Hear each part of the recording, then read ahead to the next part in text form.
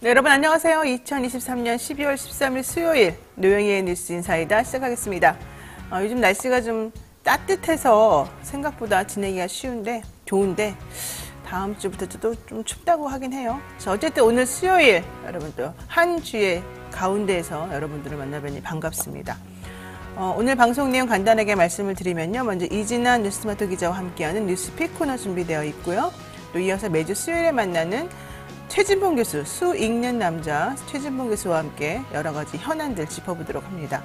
마지막으로 배포의 촉 시간에는 사건, 사고 소식 짚어보고 또 말씀 나누도록 하죠. 경찰 속의 은밀한 여러 가지 거래 관계 이런 것들도 오늘 들어볼 수 있을지 한번 기대해 주시기 바랍니다. 생방송 중에 궁금한 점 있으시면 언제든 댓글 남겨주시고요. 노영희의 뉴스 인사이다 본격적으로 시작해 보겠습니다.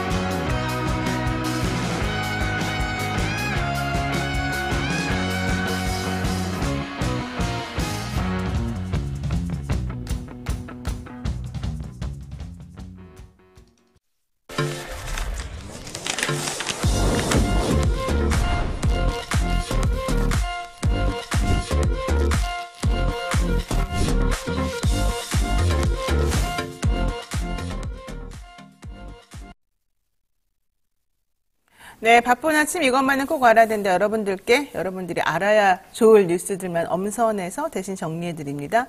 듣기만 해도 이해가 쏙쏙 되는 뉴스픽 시간인데요. 오늘은 이진하 기자와 함께하겠습니다. 어서 오십시오. 네, 안녕하세요. 네, 오늘 우리 채팅창에 많은 분들이 일찍 오셔서 좋은 아침입니다. 인사 많이 해주시고 계십니다. 불법 주차님 처음 인사드립니다. 좋은 아침입니다. 근데 왜 닉네임이 불법 주차인지 이진혜 기자도 많이 사랑해 주셔서 감사드리고 나비아네님, 버들새님, 전유성님, 송기남님, 써니님, 우이종님 다들 살기 좋은 나라님, 밥하기 싫은 여자님 모두 감사합니다. 자. 오늘은 이제 이진아 기자와 또 여러 가지 이슈 중에서 우리가 꼭 알아야 될 것만 정리해서 말씀 한번 여쭤봐야 될 것 같은데요. 어제 나왔던 뉴스 중에 윤핵관인 장제원 의원이 불출마하겠다 이런 얘기를 했습니다. 네. 무슨 얘기일까요? 친윤 핵심으로 꼽히는 국민의힘 3선 장제원 의원이 내년 총선 불출마를 어제 공식 선언했습니다. 그동안 인요한 혁신위원회가 주장했던 주류 희생 요구에도 불구하고 그 당시에는 이제 불출마 선언은 없을 것이라고 확언을 했지만 갑작스럽게 입장이 바뀐 것인데요. 당내 주류 인사 중에는 처음으로 희생을 결단한 것입니다. 어제 장 의원은 역사의 뒤편에서 국민의힘 총선 승리를 응원하겠다며 불출마 선언을 한 배경을 밝혔고요. 이어 윤석열 정부의 성공보다 절박한 게 어디 있겠나.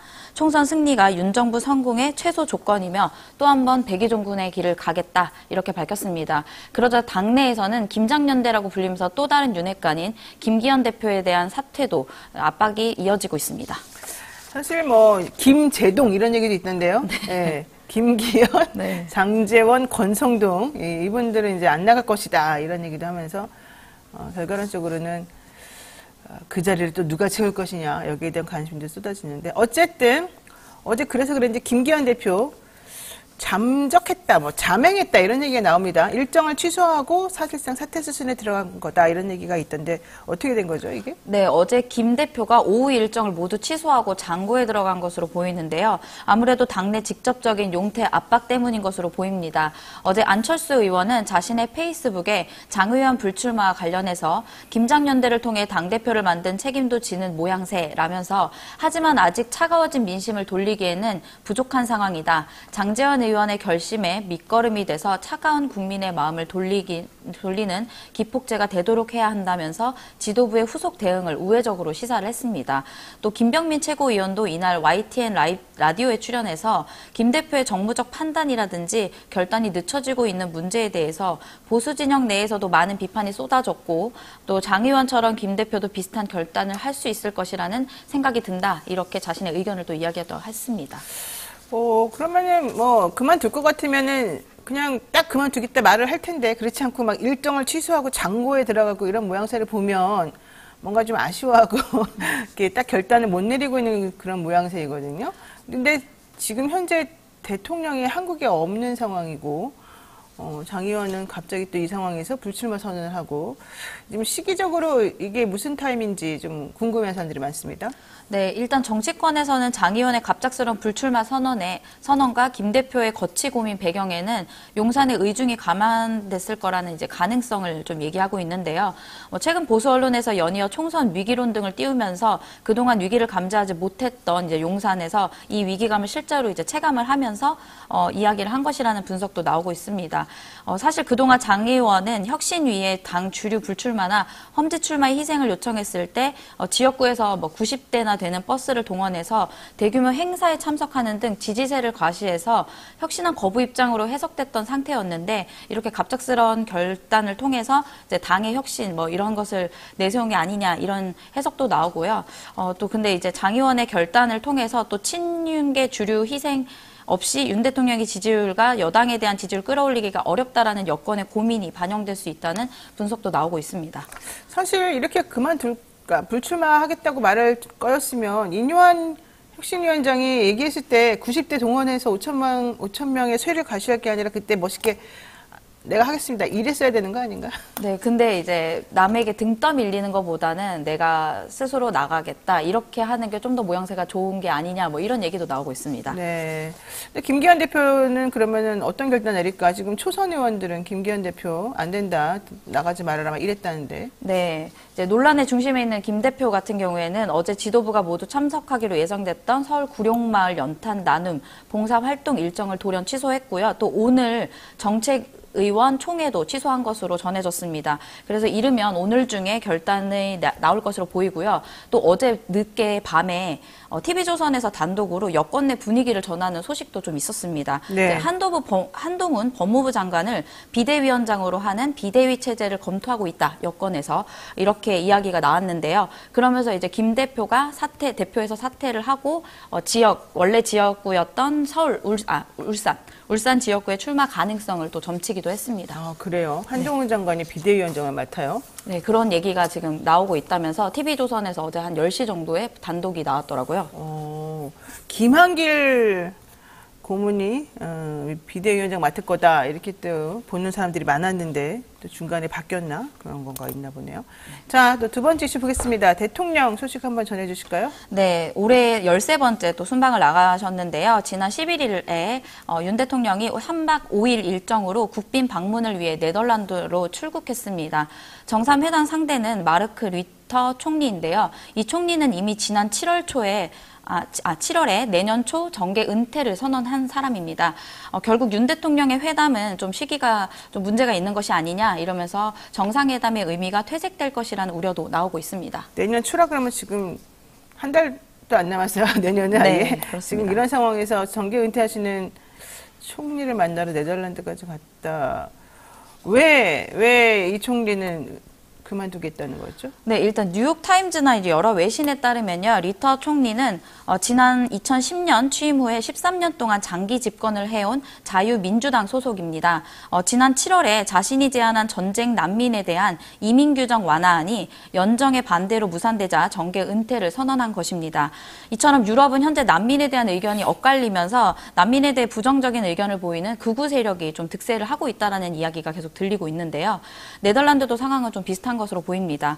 또 그래서 지난 11월에 또 네덜란드는 11월 22일에 치러진 네덜란드 총선에서 극우 성향의 자유당이 승리를 하면서 내년 1월에 취임하는 이제 차기 총리로는 게르트 빌더스 당수가 유력한 상황입니다. 그래서 아무래도 총선 결과 이후에 은퇴를 선언할 것이라는 얘기도 있었지만 이 리터 총리는 총선에 앞서서 총선이 끝나면 사임하고 완전히 정계를 은퇴하겠다고 미리 발표하기도 했습니다.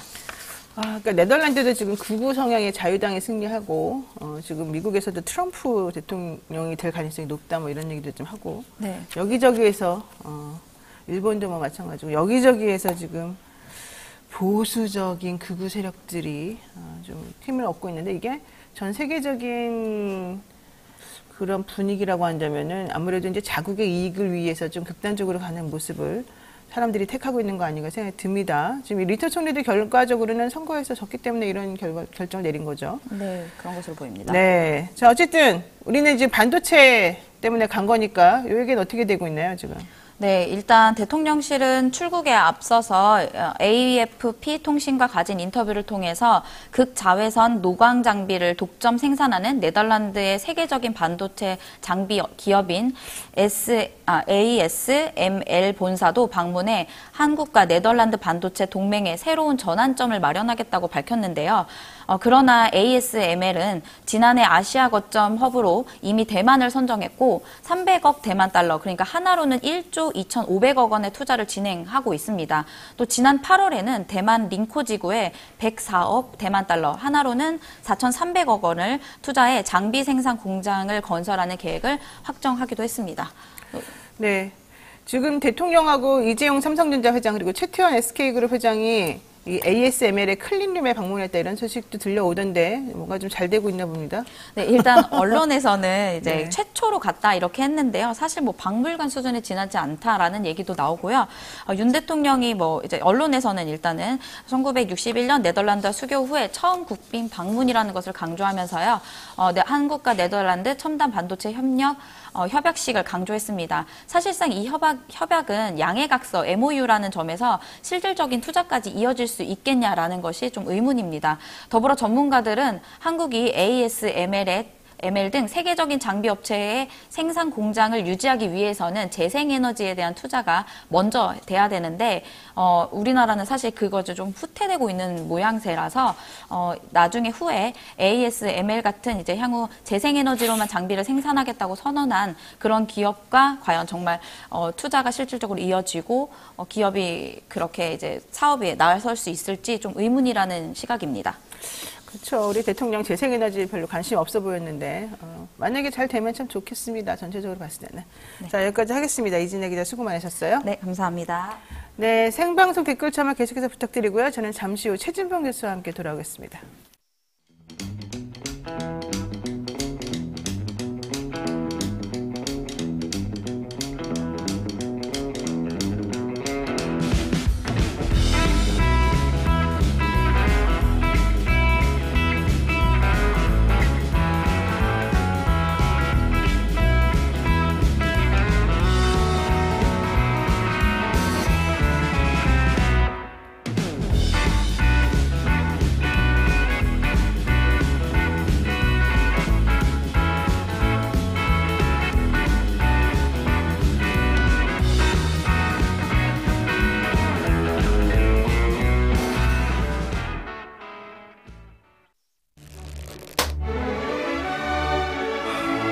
오늘따라 집중이 잘 안 된 것 같아.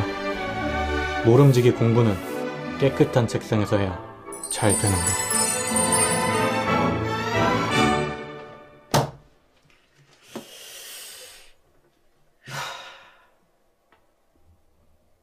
피곤한데 내일 할.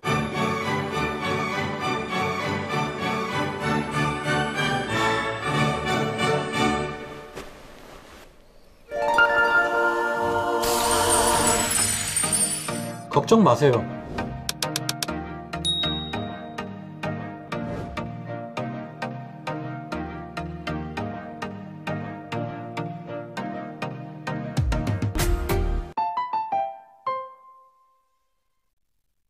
네, 산삼의 본향 함양 지리산 자락 800고지에서 농약 한 방울 비료한 톨 없이 오로지 자연의 힘으로만 자란 야생삼 지리산 산양산삼입니다. 사포닌 함량이나 효과는 자연산삼이랑 똑같다, 진배 없다 이렇게 얘기를 하고 있고요. 7년근 뿌리, 잎, 열매 한 뿌리를 한 병에 담았습니다. 39만 원에 2박스 드리니까 한 박스에 19만 5천 원 꼴이지만 사은품까지 드리면 한 박스에 15만 원 꼴이라고 하죠. 홍삼값에 산삼을 드시는 거다 이런 얘기입니다. 늘 피곤함을 느끼는 분, 손발이 차가운 분, 넘치는 활력과 기력이 필요한 분, 사랑하는 부모님, 그리고 지친 남편과 아내를 위해서 지리산 천년의 기운을 선물하고 싶은 분들, 혈당 케어, 장 케어 동시에 할 수 있는 100% 발효 특허 제품 당장 케어. 이거는 이벤트가 끝났네요. 자, 이것도 원래는 드린다고 했었었는데. 자, 어쨌든 산삼순백 많이 한번 해주시고요. 전화문의 1666-1080 네이버 검색 산삼순백으로 검색해 보시면 될 것 같습니다. 네, 여기까지 하고요. 최진봉 교수 오늘 나오는 날이죠. 안녕하십니까? 네, 안녕하십니까? 네, 하루도 조용할 날이 없는 정치권에서 촌철살인의 멘트를 날려달라. 이게 교수님한테 요청하는 네. 우리 독자들, 지지층들의 요구입니다. 좀 부담스럽죠? 아니요? 아니에요? 네. 괜찮아요? 네, 좀 괜찮습니다. 본인이 촌철살인의 그럼요. 멘트를 할 수 있어요? 아, 그럼요. 한번 해보세요. 뭐야? 질문도 하라고 해봐. 네. 자, 한겨레에서 예. 김건희 명품백 의혹 못 본 채 하는 검찰, 이게 공정인가? 이런 사설이 나왔어요. 예. 그리고 김건희 여사가 대통령이냐, 뭐 이런 칼럼도 나왔어요. 근데 동아일보, 이제 한겨레는 진보적이라고 생각하니까 그렇다고 치는데 동아일보에서 이기용 칼럼이라고 있는데 이 네. 나라 보수는 김건희 리스크를 더 이상 안고 갈 수 없다. 이런 얘기로 김건희 여사 빨리 이제 좀 내려놔라. 사죄에 근신해라. 뭐 이런 내용이 나온 그런 칼럼이 올라왔거든요. 예. 자, 이거 무슨 조짐입니까? 그러니까 저는 이 보수 언론들, 특히 조선일보, 동아일보, 중앙일보까지 나서가지고 김건희 여사에 대해서 계속 공격을 하고 있잖아요. 자기 이익 챙기기다. 아, 그렇게 봐요. 다른 누구의 이유가 이익 없어요. 챙기게? 조중동. 아, 자기 이익, 이게 무슨 정권을 생각하고 이런 거 아니에요. 네. 윤석열 정권이 무너지는 순간 본인들의 이익은 다 없어져요. 왜요? 그걸 아니, 생각해 보세요. 자, 그러면 윤석열 정권이 무너지면 다음 정권은 진보 정권이 들어올 가능성이 높아지는 거잖아요. 만약에 네. 중간에 무너지면 그렇게, 왜냐하면 국민들이 싫어해서 그 사람들을 내려오게 했는데 다음 정권을 또 보수 정권을 안 치겠어요. 그럴 가능성이 낮잖아요. 그런 상황이 되면 본인들이 지금까지 누리고 있는 모든 혜택이 다 사라져요. 정부 광고 지원받는 거, 예컨대. 또는 뭐 재승인 과정에서도 논란이 되는 거, 이런 부분들이 다 어떻게 되겠습니까? 그러니까 본인들 볼 때는 보수 정권, 특히 윤석열 정권이 계속 유지될 때 본인들한테 이익이 된다고 생각하는 거예요. 언론사 입장에서는. 본인들이 운영하는 종편도 그렇고 신문사에 지금 광고 거의 없잖아요, 신문사. 네. 정부 광고로 버티고 있어요. 이런 상황이기 때문에 그런 부분들이 다 없어진다고 생각하니까 불안한 거지. 보수 정권이 계속 있어야 본인들한테 이익이 있고 경제적 이익을 취할 수 있는데 보수 정권이 무너지는 순간 그 모든 이익이 사라진다고 생각하면 그걸 막아야겠다는 생각이 들지 않겠어요? 네. 근데 이거 김건희 리스크가 너무너무 커져, 계속. 계속하죠. 뭐 명품 수수 네, 이런 문제도 예. 그렇고 이런 문제가 계속 커지니까 국민들의 실망감이 커지잖아요. 총선에서 패배할 것이 거의 확실시되는 상황이에요. 네. 물론 어느 정도 의석차가 있을지는 모르겠어요. 그러나 패배할 것이 거의 확실시되고 있는 상황이기 때문에 그렇게 되면 네임덕이 엄청나게 올 겁니다. 그러고 나면 국민들의 여론이 어떻게 되겠어요? 그러면 윤석열 정부가 계속해서 정권을 잡고 있을지가 상당히 의문시되는 상황이 돼요. 이런 상황에서 과연 보수 언론은 자기들한테 뭐가 이익이 될 거냐를 생각할 수밖에 없다. 결국 김건희 여사의 리스크를 더 이상 계속 방치했다가는 정말 위험한 상황이 될 수도 있겠구나. 그런 상황에서 본인들의 이익은 완전히 없어질 수도 있겠구나. 이런 위기감이 결국은 비판의 입장으로 돌아서게 만든 이유가 된다고 생각합니다. 그러니까 일단 현재 그런 김건희 여사 때문에 위기가 있는 거는 확실하다. 확실하죠. 네, 그건 이제 인식하는 거죠. 그거는 다 모두 인정하는 네, 건데 네. 그동안에는 그것들을 이렇게 소리 내어서 그 리스크를 없애야 된다라는 말을 일단 안 했는데 보수 언론 매체가. 근데 지금은 소리 내서 말하는 것은 이제 이대로 가다가는 더 이상 안 되겠다라는 그런 위기의식 때문일 거다. 그렇죠. 그것도 총선을 앞두고 있잖아요. 총선에서 만약에요, 지금과 같은 의석수가 나오면 정말 그건 폭망이에요. 국민의힘. 근데 국민의힘만 네. 폭망이냐? 윤석열 대통령이 네임덕이 확실하게 옵니다, 그러면. 아무것도 못해요. 네. 그런 상황이 될 거예요. 그렇게 되고, 그러면 이제 차기 대선 준비하는 대선 주자들이 엄청나게 이제 나오게 될 것이고요. 그렇게 됐을 때 현 정부가 상당히 많이 흔들리게 될 거예요.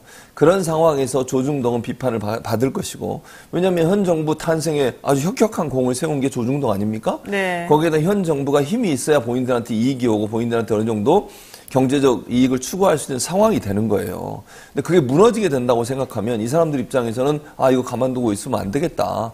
문제를 제거해야 되겠구나 생각해서 얘기하는 거예요. 예를 들면 박근혜 전 대통령이 탄핵될 때도 보세요. 네. 조선일보가 돌아섰기 때문에 가능해졌어요. 만약 그때도 조선일보에서 다 나온 거 아시죠? 영상 네, 같은 거. 네. 그러니까 보수 언론이 돌아서는 순간 끝나는 거예요. 보수 정권은. 그러니까 지금 상황에서 계속 이렇게 압박을 하는 것이 본인들한테는요, 이건 네. 마지막 신호다. 이런 뜻으로 들릴 것이고, 네. 그런 차원에서 윤석열 정부도 상당히 심각하게 받아들일 겁니다, 이게. 보수 언론에서 이렇게 자꾸 공격을 하기 시작하면요, 이러다가는 자기들하고 완전히 손절할 수도 있겠네. 보수언론 입장에서 이런 생각도 들지 않겠어요? 야, 이거 도저히 계속 있다가는 안 되겠구나. 그럼 빨리 정리하고 새로운 정권 들어서게 해야 되겠구나. 이런 생각을 할 가능성도 있기 때문에 거기에 대해서 윤석열 정부도 상당히 부담을 가질 거라고 생각합니다. 그러면은 김건희 특검이 이제 지금 사실은 폭탄으로 다가올 수 있거든요. 네, 특검이 그렇죠. 만약에 최진봉 교수님이 윤석열 대통령 입장이라면 저 그 입장 되고 싶지 않은데요? 안 와도 혹시라도 그러면은 거부권 행사하시겠습니까? 그러니까 상식적으로 보면 거부권 행사하면 안 돼요. 네, 상식적으로 상식적으로 얘기하면. 보면. 근데 윤석열 대통령 할 거라고 봐요, 저는. 그분의 특성상. 이게 무슨 말이냐면 네. 우리가 일반적으로 보고 있는 분석이나 상식의 틀을 벗어나는 행동을 너무 많이 했어요. 대통령이요? 네. 지금까지 보셨잖아요, 노영희 변호사도. 야, 우리가 생각할 때 거부권 저렇게 행사하는 게 말이 되나? 방통위원장을 저런 사람 임명한 게 말이 되나? 아니, 저렇게 어떻게 행동을 하지? 너무 뻔뻔하지 않은가? 이런 생각을 너무 많이 하는데 그대로 해요. 네. 전혀 예측을 빗나간 적이 없어. 그러면 자기 가족, 김건희 여사에 대해서만 지금 보세요. 한두 번이 아니잖아요. 네. 그러면 어느 정도 경고가 들어가거나 제2부속실을 만들거나 아니면 이제 부인, 그러니까 김건희 여사 관련된 관리를 해야 되는 상황은 이미 지났어요. 그런데도 안 하잖아요. 네. 한 적 있습니까? 지금까지 한 번도 없어요.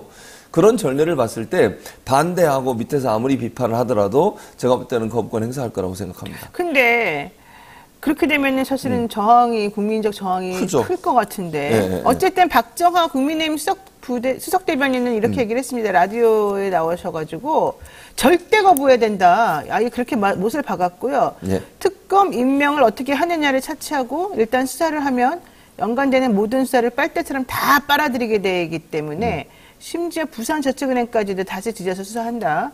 결과적으로 그렇게 되면은 매일 특검 주제로 브리핑이 나올 수밖에 없는 거고 특검 총선이 된다. 그러니까 당내 입장에서는 절대 거부해야 된다. 하태경 의원도 네. 특검 자체는 반대한다. 대통령이 거부권 행사해야 된다. 이랬단 말이죠. 네.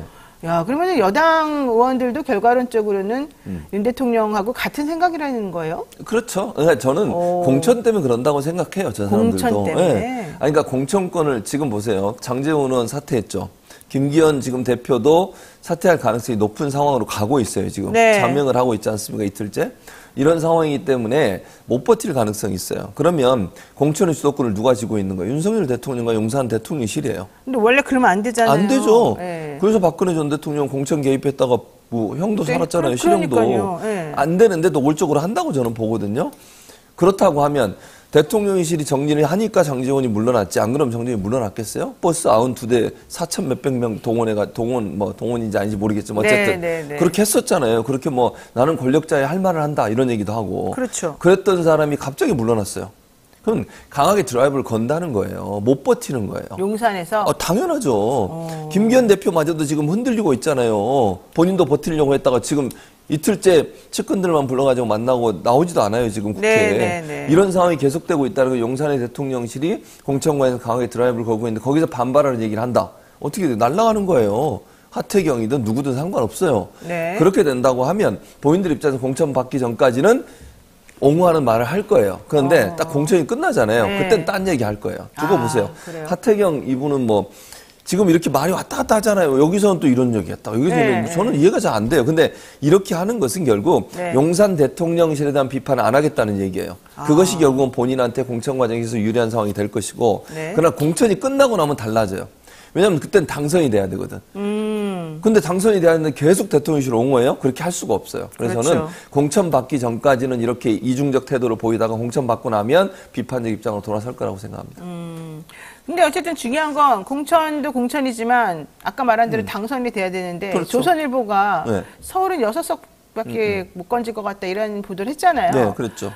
사실 저는 너무 좀 일부러 그렇게 이런 기사를 흘려가지고 좀 경각심? 이런 맞아요. 거를 느끼게 하는 거 아닌가 생각이 드네요. 그렇죠. 그런 부분이 있다고 봐요. 아까 이제 같은 맥락에서 김건희 여사 리스크도 마찬가지. 김건희 리스크나 이런 6석밖에 서울에서 안 된다, 뭐 수도권에서 안 된다 이런 얘기 하는 것도 결국은 정신 똑바로 차려라 이런 뜻이에요. 이대로 있다간 큰일 난다, 폭망한다 이 얘기를 계속 던지는 거예요. 그러니까 결국 조선일보나 이런 그 조중동 같은 보수 언론 입장에서는 본인들의 이해관계가 얽혀있는 문제이기 때문에 그 문제를 그냥 두고 넘어갈 수가 없는 상황이라는 거예요. 총선에 패배하면 네임덕이 오고 네임덕이 오면 결국 정권이 위태로워지는 상황이 되는 것인가. 그걸 막기 위해서 지금 여러 가지 방법들로 미리 예방주사를 준다 그럴까요? 아니면 네. 경각심을 불러일으키는 거죠. 그래서 빨리 정신 똑바로 차려라. 그게 결국 김건희 리스크하고도 연관돼 있다고 봐요. 저는 이런 얘기들이 연장선상에서 계속되고 있는 것이다. 그러니까 보수 언론이 이렇게 자꾸 현 정부나 아니면 국민의힘에 경고를 던지는 것은 그렇게 하지 않으면 총선에서 필패하게 되면 결국 레임덕 오는 거니까 그거 자체가 본인들한테 올 수 있는 피해를 최소화하기 위한 수단이라고 생각합니다. 네, 버들새님이 조중동의 민주당 압승을 예고하는 분위기 조장 의도가 있다. 이제는 안 통할 겁니다. 이렇게 말씀하셨는데 통할지도 모르겠어요. 안철수 전 대표가 내년에 국민의힘이 총선 55석에서 60석 얘기했고 이준석 전 대표 83석에서 87석 예상했고요. 대부분의 경우는 100석 미만으로 이제 예상을 하고 있는데 오히려 반면에 민주당 막 띄워주는 분위기란 말이에요. 이거 너무 그렇죠. 너무 의도적인데 교수님이 냉철하게. 네. 어떻게 몇 석 정도 할 것 같아요? 어디가? 국민의힘. 국민의힘? 이렇게 몇 석을 얘기하면 위험하니까 안 되겠다고 생각해요. 다른 분들 다 하잖아요. 저는 이렇게 생각해야 돼요. 자, 민주당은 국민의힘 신경도 쓰고 싶지 않고요. 민주당은 네. 과반 이상을 얻기 위해서 최선을 다해라. 이 얘기를 하고 싶어요. 지금 상황에서는. 물론 자, 모든 환경이 민주당이 유리한 거 맞아요. 그걸 부인하진 않을게요. 그런데요. 그렇게 해서 느슨해지잖아요. 망합니다. 망해요. 네. 절대로 그런 얘기를 하면 안 돼. 우리가 예를 들면 180석 될 거다. 무슨 이런 얘기 하는 순간 망해요. 그거 네. 절대로 안 되는 거예요. 진짜 선거는요, 늘 진다는 마음으로 해야 돼요. 조금 지고 있다. 네. 아무리 환경이 좋아도, 그것도 사실은 민주당이 잘해서 그런 것도 아니잖아, 솔직히 얘기하면. 그렇죠. 윤석열 대통령이 저렇게 엉망으로 하니까 반대급부로 얻어지는 거잖아요. 근데 그거에 기대가지고 우리 괜찮아, 가만히 있으면 돼, 적당히 하면 돼, 적당히 싸움하고 내부 총질하고 그래도 되겠지. 이런 생각하면 큰일 나요. 네. 지금 이낙연 전 대표처럼 저렇게 나서가지고 저런 행동하고 다니는 게 무슨 도움이 되겠어요, 대체? 아니 저렇게 분열하려고 하고 자꾸 신당 차리다고 말만 하고 다니고 너는 못할 거라고 보지만 그런 행동하고 다니는 게 민주당한테 무슨 도움이 되겠냐고요. 그래도 이긴다? 말도 안 되는 소리예요. 그렇죠. 긴장해야 돼요. 긴장. 네. 그러니까 과반을 얻을 수 있을지도 모르겠다. 이렇게 생각하고 해야 되고 목표를 과반 이상으로 꼭 가야 된다. 이런 목표를 가지고 절박한 심정으로 가야 되기 때문에 이런 조중동의 이런 보도에 너무 좋아해가지고 우리가 아무리 해도 돼, 가만히 있어도 돼, 공천만 받으면 끝이야. 이런 생각하는 순간 큰일 나는 거예요, 진짜로. 이재명 대표도 그러잖아요. 과반 의석 이상.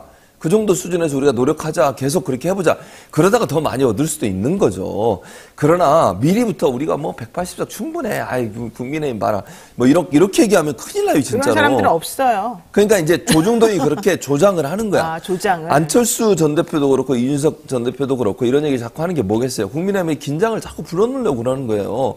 민주당도 마찬가지 한다고 생각해요. 우리가 지고 있다, 지금. 약간 지고 있다. 그러니까 최선을 다해서 뛰어야 된다. 이런 마음이 들게 해야 되는데 이런 기사가 자꾸 나오면 느슨해지는 거거든요. 그렇게 되면 져요. 그러니까 절대로 그런 생각하면 안 되고 우리가 과반 이상을 얻는 것을 최대한 목표로 해서 열심히 뛰겠다. 뛰다 보면 더 빨리 갈 수도 있는 거 아니겠어요? 더 많이 얻을 수도 있는 것이고 그런 자세로 선거에 임해야지 그렇지 않으면 선거는 절대로 이길 수 없습니다. 네, 이준석 전 대표 이런 인터뷰에서 이런 말도 했죠. 지난달쯤에 제가 100석 언더를 얘기했는데 부산 엑스포 실패가 있었기 때문에 83에서 87석 정도가 될 것이다. 물론 이 안에는 비례 17석이 포함되어 있다. 그러니까 비례 빼놓고는 결과론적으로는 한 70석 정도 네. 예상한다. 이런 얘기인 것 같은데 과연 그렇게 될지 모르겠습니다. 양인준님께서 최진문 교수님 응원합니다. 이렇게 말씀을. 팬입니다. 늘 저를 따라다니세요. 아, 그래요? 양인준님이. 오, 야, 그런 분들 계시군요. 예, 한두 명이 아닙니다. 미국에서 스텔라 홍님이라고 또 미국에서 따라다니는 분도 계시고 전 세계적으로 많아요. 인기남. 누가요? 나 최진봉 인기남. 여러분. 예. 저도 있습니다. 노영이. 저도 좀 따라다니는. 자, 대한민국 언론들이 이 엑스포 얘기가 나와서 말인데, 대통령의 총수, 부산 떡볶이 이벤트 바라보는 얘기들이 참 많습니다. 이번에 네덜란드도 우리 또 이재용 회장하고 최태원 회장 따라갔는데, 떡볶이 먹으면서 얘기하는 사람들, 그 사진 보면서 참 말들이 많더만요. 그러니까 이 도대체 무슨 이럴 때냐, 도가 지나쳤다. 무슨 재벌들이 일은 안 하고 맨날 대통령만 그러니까요. 쫓아다니냐 이런 얘기. 게다가 지금 언론에서 이재용 회장 그 쉬타는 장면을 그냥 네. 아니 그 화면 보면은 계속 이재용 회장 포커싱만 돼가지고 사진이 계속 나오는 거예요. 왜 그러는 거야 도대체가? 광고주잖아. 아니 광고주. SK는 광고 안 하나? 오로지 삼성만 광고하나요? 왜 맨날 이재용 회장만 보여주는 거죠? 그러니까 지난번에 한번 나왔잖아요. 어젠가 또 막 엄청 냈더라고 또. 아니 그리고요 이정재 씨인가? 네, 이정재 이정재 씨하고 씨. 한동훈 장관하고 만난 같은 거. 고등학교 뭐 출신이라 그러면서 밥 먹고 이것 때문에 또 사진 쫙 내보내고 네, 난 다음에 그랬죠. 그 이정재 씨하고 사귄다는 그 대사한 그분, 그룹 예, 예. 거기가 또 그냥 주가가 쫙 올랐다고 또 그 얘기 계속 나오더라고요. 사진 한 장 때문에 그랬다 그러면서 그러니까 사진이 그렇게 중요한가 봐요. 언론. 그렇죠. 그러니까 왜냐하면 그 사진 한 장이 주는 의미가 얼마나 가깝냐, 얼마나 네. 영향력이 있냐, 현 정보가 얼마나 가까운 기업이냐, 이건 엄청나게 중요하죠. 기업 입장에서는. 그럼 기업 가치가 엄청나게 올라가요. 그러니까 제가 말하는 가치는 주식 값이라고 얘기하는 건데 네. 그 주식 값이 올라가는 거잖아요. 그러니까요. 아니 테마주 이러잖아. 누구누구 테마주. 네. 그러니까 왜 한동훈 테마주죠? 테마주. 그분들이 무슨 회사 차리는 것도 아닌데. 근데도 이제 그렇게 올라가요, 기본적으로. 그러니까 그걸 노리는 거라고 저는 생각하는데 경제지나 이런 데서 더 띄우죠. 보통 기업 총수들을 띄우고 삼성 엄청나게 띄워대요. 근데 마찬가지 이것도 이렇게 손가락으로 조용히 하라는 표시를 했던 요 네, 장면. 네. 근데 사실은요, 이걸 뒤집어 생각하면 과연 이재용 삼성 회장이 좋아할까? 이런 생각도 들어요. 왜요? 아니, 이거 봐. 이거 스토리 아시잖아요. 왜 이렇게 했는지. 이재용을 막 연호를 하니까 부산 사람들이 대통령이 있는데 윤석열 대통령도 같이 있는데 이재용, 제 드래곤 뭐 이런. 제 용이니까 제 드래곤이라고 막 그러죠. 화를 하니까 조용 눈치가 없어. 아, 그거예요? 대통령인데 왜 그런 거예요? 그러면 윤석열이 연호해야 해야 되는데 되는데 자기 이름이 나오면 같이 생각해봐. 대통령 같이 있어. 잘 보여야 되잖아. 삼성 입장에서는. 근데 거기서 이재용을 막 연호를 해. 그럼 이렇게 얘기하는 거 그 얘기예요 지금. 아, 그거였어요? 아, 몰랐어요? 몰랐는데. 오 마이 갓. 아니, 우리 대통령도 인기 많으신데 왜? 뭐가 많아. 근데 진짜 시장 이름 아시죠? 거기 시장 이름. 부산시장이요?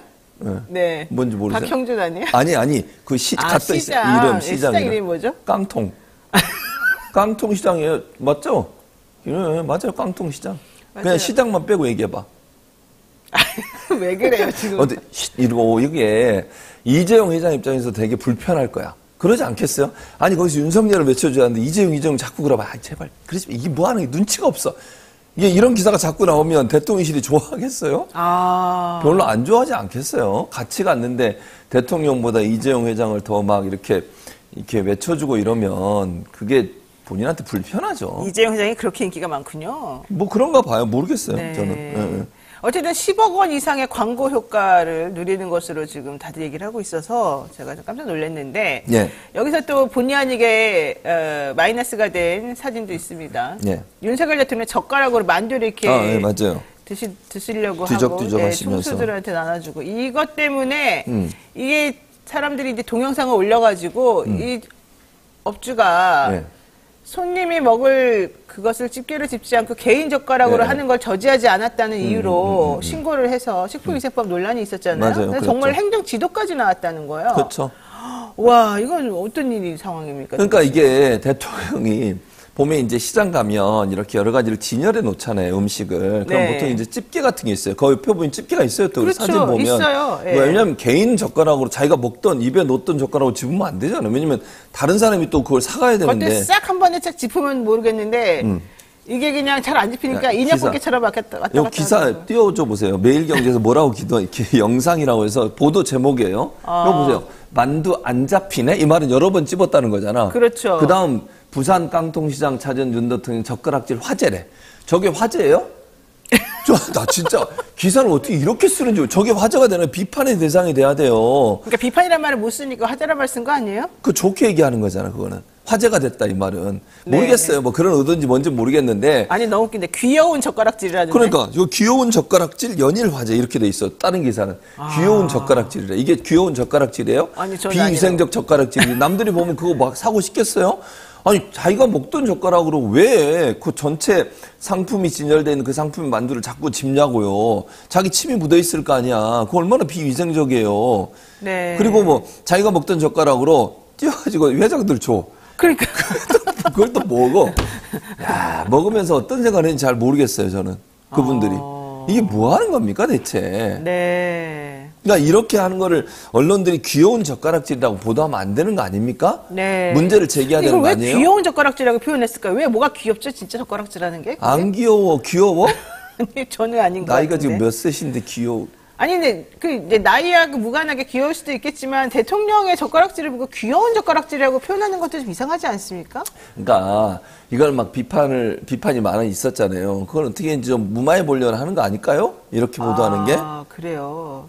근데 이거를 왜냐면 사람들이 볼 때는 비위생적으로 보이잖아요. 그리고 그렇게 하면 안 돼요. 왜냐면 많은 사람들이 함께 공동으로 구매하고 또 먹기도 하고 이런 음식에 대해 자기가 먹었던 젓가락으로 가서 그걸 집는다는 건 그 자체 생각 자체가 잘못된 거예요. 네. 그러면 안 된다고 얘기를 해줘야지. 그래도 우리 시청하시는 분 중에 저는 이 닉네임을 무슨 알아본지 뭔지 잘 모르겠는데 예. 어떤 분이 윤석열 대통령이 귀엽긴 합니다 이러셨어요. 뭐 귀여워하십시오. 저는 잘 모르겠습니다. 네, 참 특이하긴 한데 어쨌든 간에 본인이 알아서 하시는 거니까. 하여튼간 그래서 그 업주가 좀 예. 난감했다. 난감하죠. 참 업주 대단하죠. 입장에선. 국민신문고 이걸 민원을 넣었어요. 예, 예. 그러니까 업주 입장에서는 뭐 못하게 할 수도 없고 대통령이 그렇게 하는데 또 앞에서 아이 그러시면 안 돼요. 뭐 그럴 수도 있겠지만 좀 그렇잖아요. 카메라도 와 있고 이러는데 거기서 민망하게 또 그렇게 얘기하기도 어렵고. 근데 이미지가 어떻게 되겠어요? 그 회사, 그 가게 이미지가. 본인 입장이 상당히 부담스러울 수밖에 없죠, 사실은.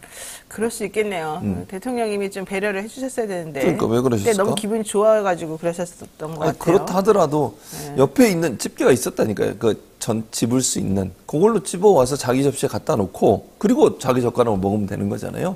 그건 일반적이지 않습니까, 보통? 우리 최 교수님은 그렇게 잘 하시는군요. 노영희 변호사 안 그래요? 그냥 막 집어?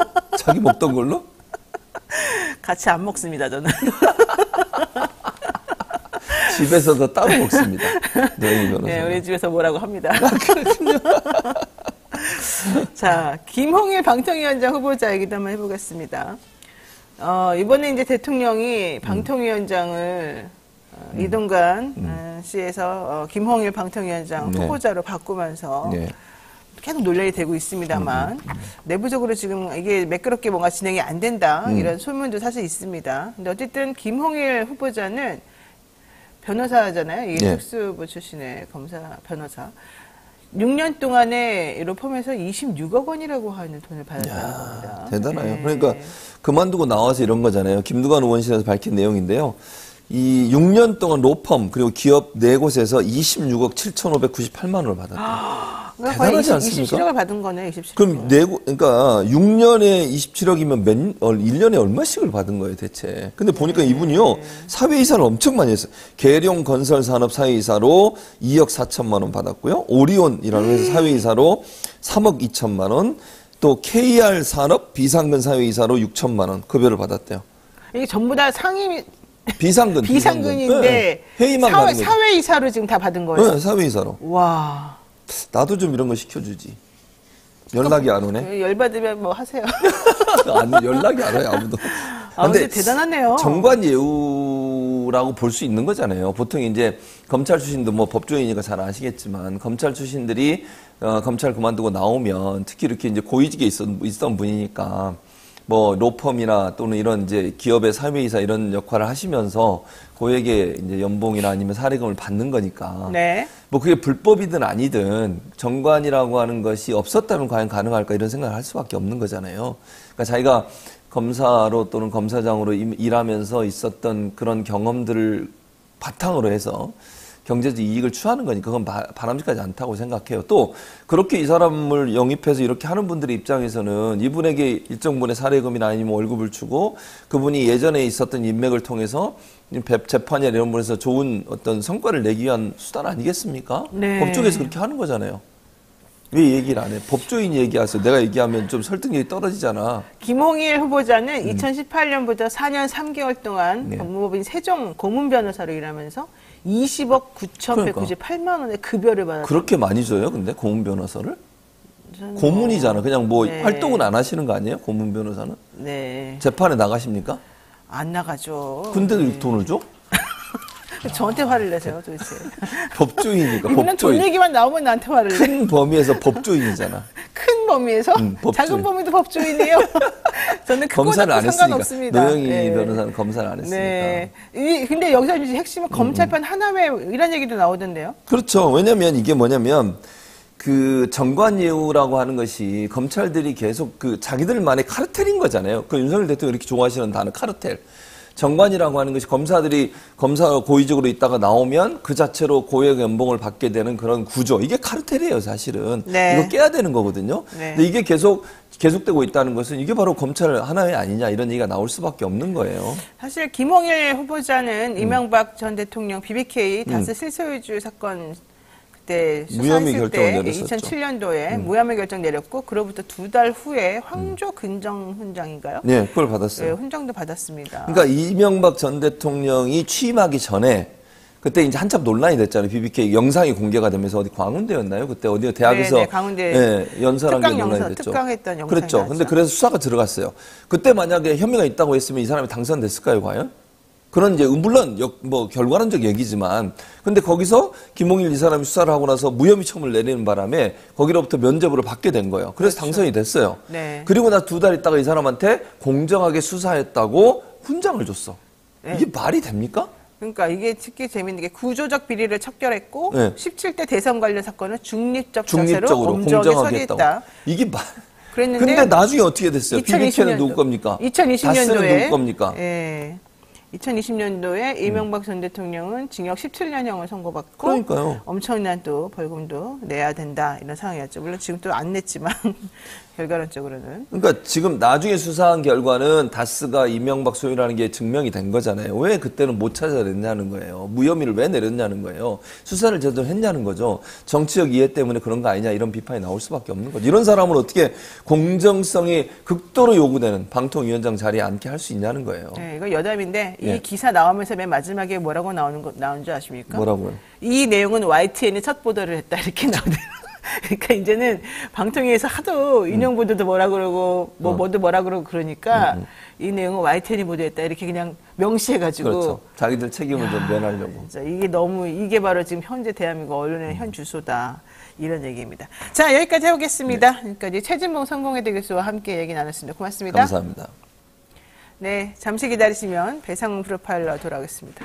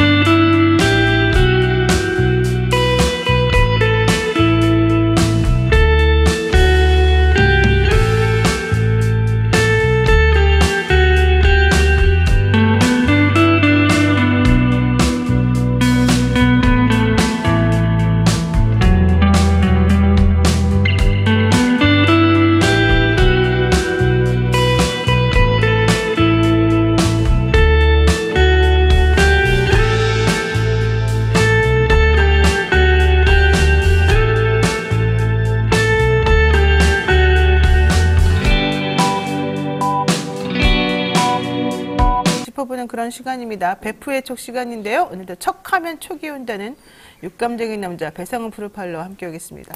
어서 오세요. 안녕하세요. 네.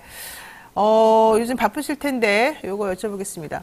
한동훈 법무부 장관의 보좌직역이라고 해야 되나요? 법무부 청년 보좌역이라고 그러죠. 범죄 심리학자가 발탁이 됐는데 그분이 요즘 핫한 또 이수정 범죄심리학 교수 제자다. 이게 또 언론에 나왔더라고요. 무슨 말입니까 이게? 예, 홍정윤 씨입니다. 네. 30살이시고요. 경기대 범죄교정심리학과 겸임교수로 직함이 돼 있고, 근데 법무부, 그러니까 아시다시피 이 정부 들어서 갖고 각 부처마다 청년 보좌역이라고 하는 거를 채용을 하고요. 장관의 보좌역이죠. 네. 뭐 전문 임기제인데 보통 6급 정도 되는 것 같습니다. 그래서 중앙행정기관의 24곳에 도입된 직책이고요. 그래서 청년의 시선과 목소리를 반영한다는 그런 역할을 하는 걸로 이제 홍정윤 씨가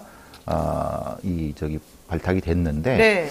근데 뭐 이분 얘기도 중요하지만은 이분과 관련된 분이 이제 이수정 교수시죠.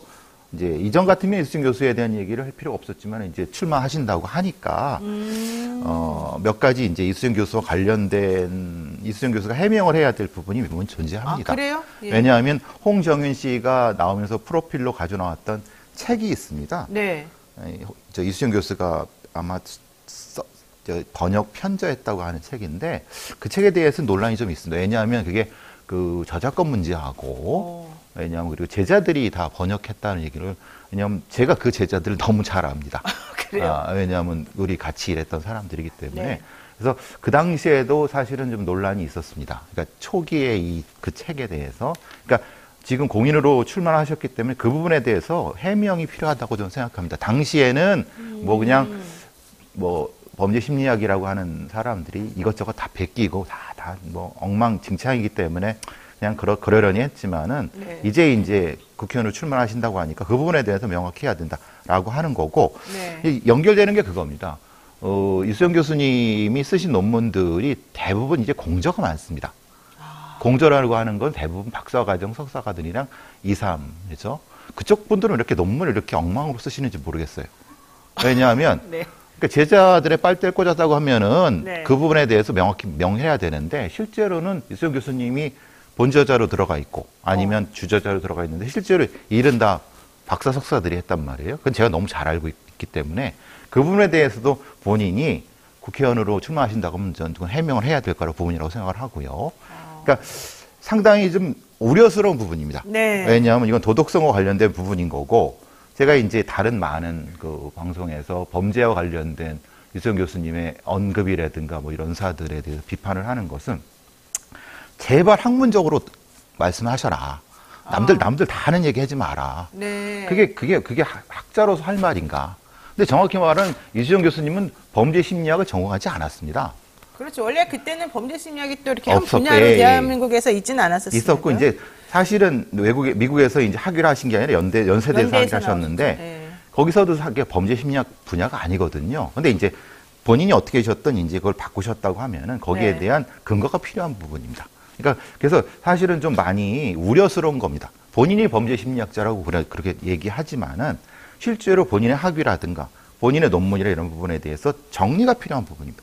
언제 어떻게 해서 여기까지 왔는지에 대한. 네. 그러니까 지금 이거는 뭐 어떤 뭐 교수라고 하면 알아서 하겠지만 지금 국회의원을 출마하시는 부분이기 때문에 이거는 네. 명확히 본인이 해명하셔야 되는 부분이라고 생각하고 왜 제가 홍정윤 씨 얘기할 때 그분 얘기를 하시면 이 이수정 교수님의 지도를 받아서 홍정윤 씨가 학위를 하신 겁니다.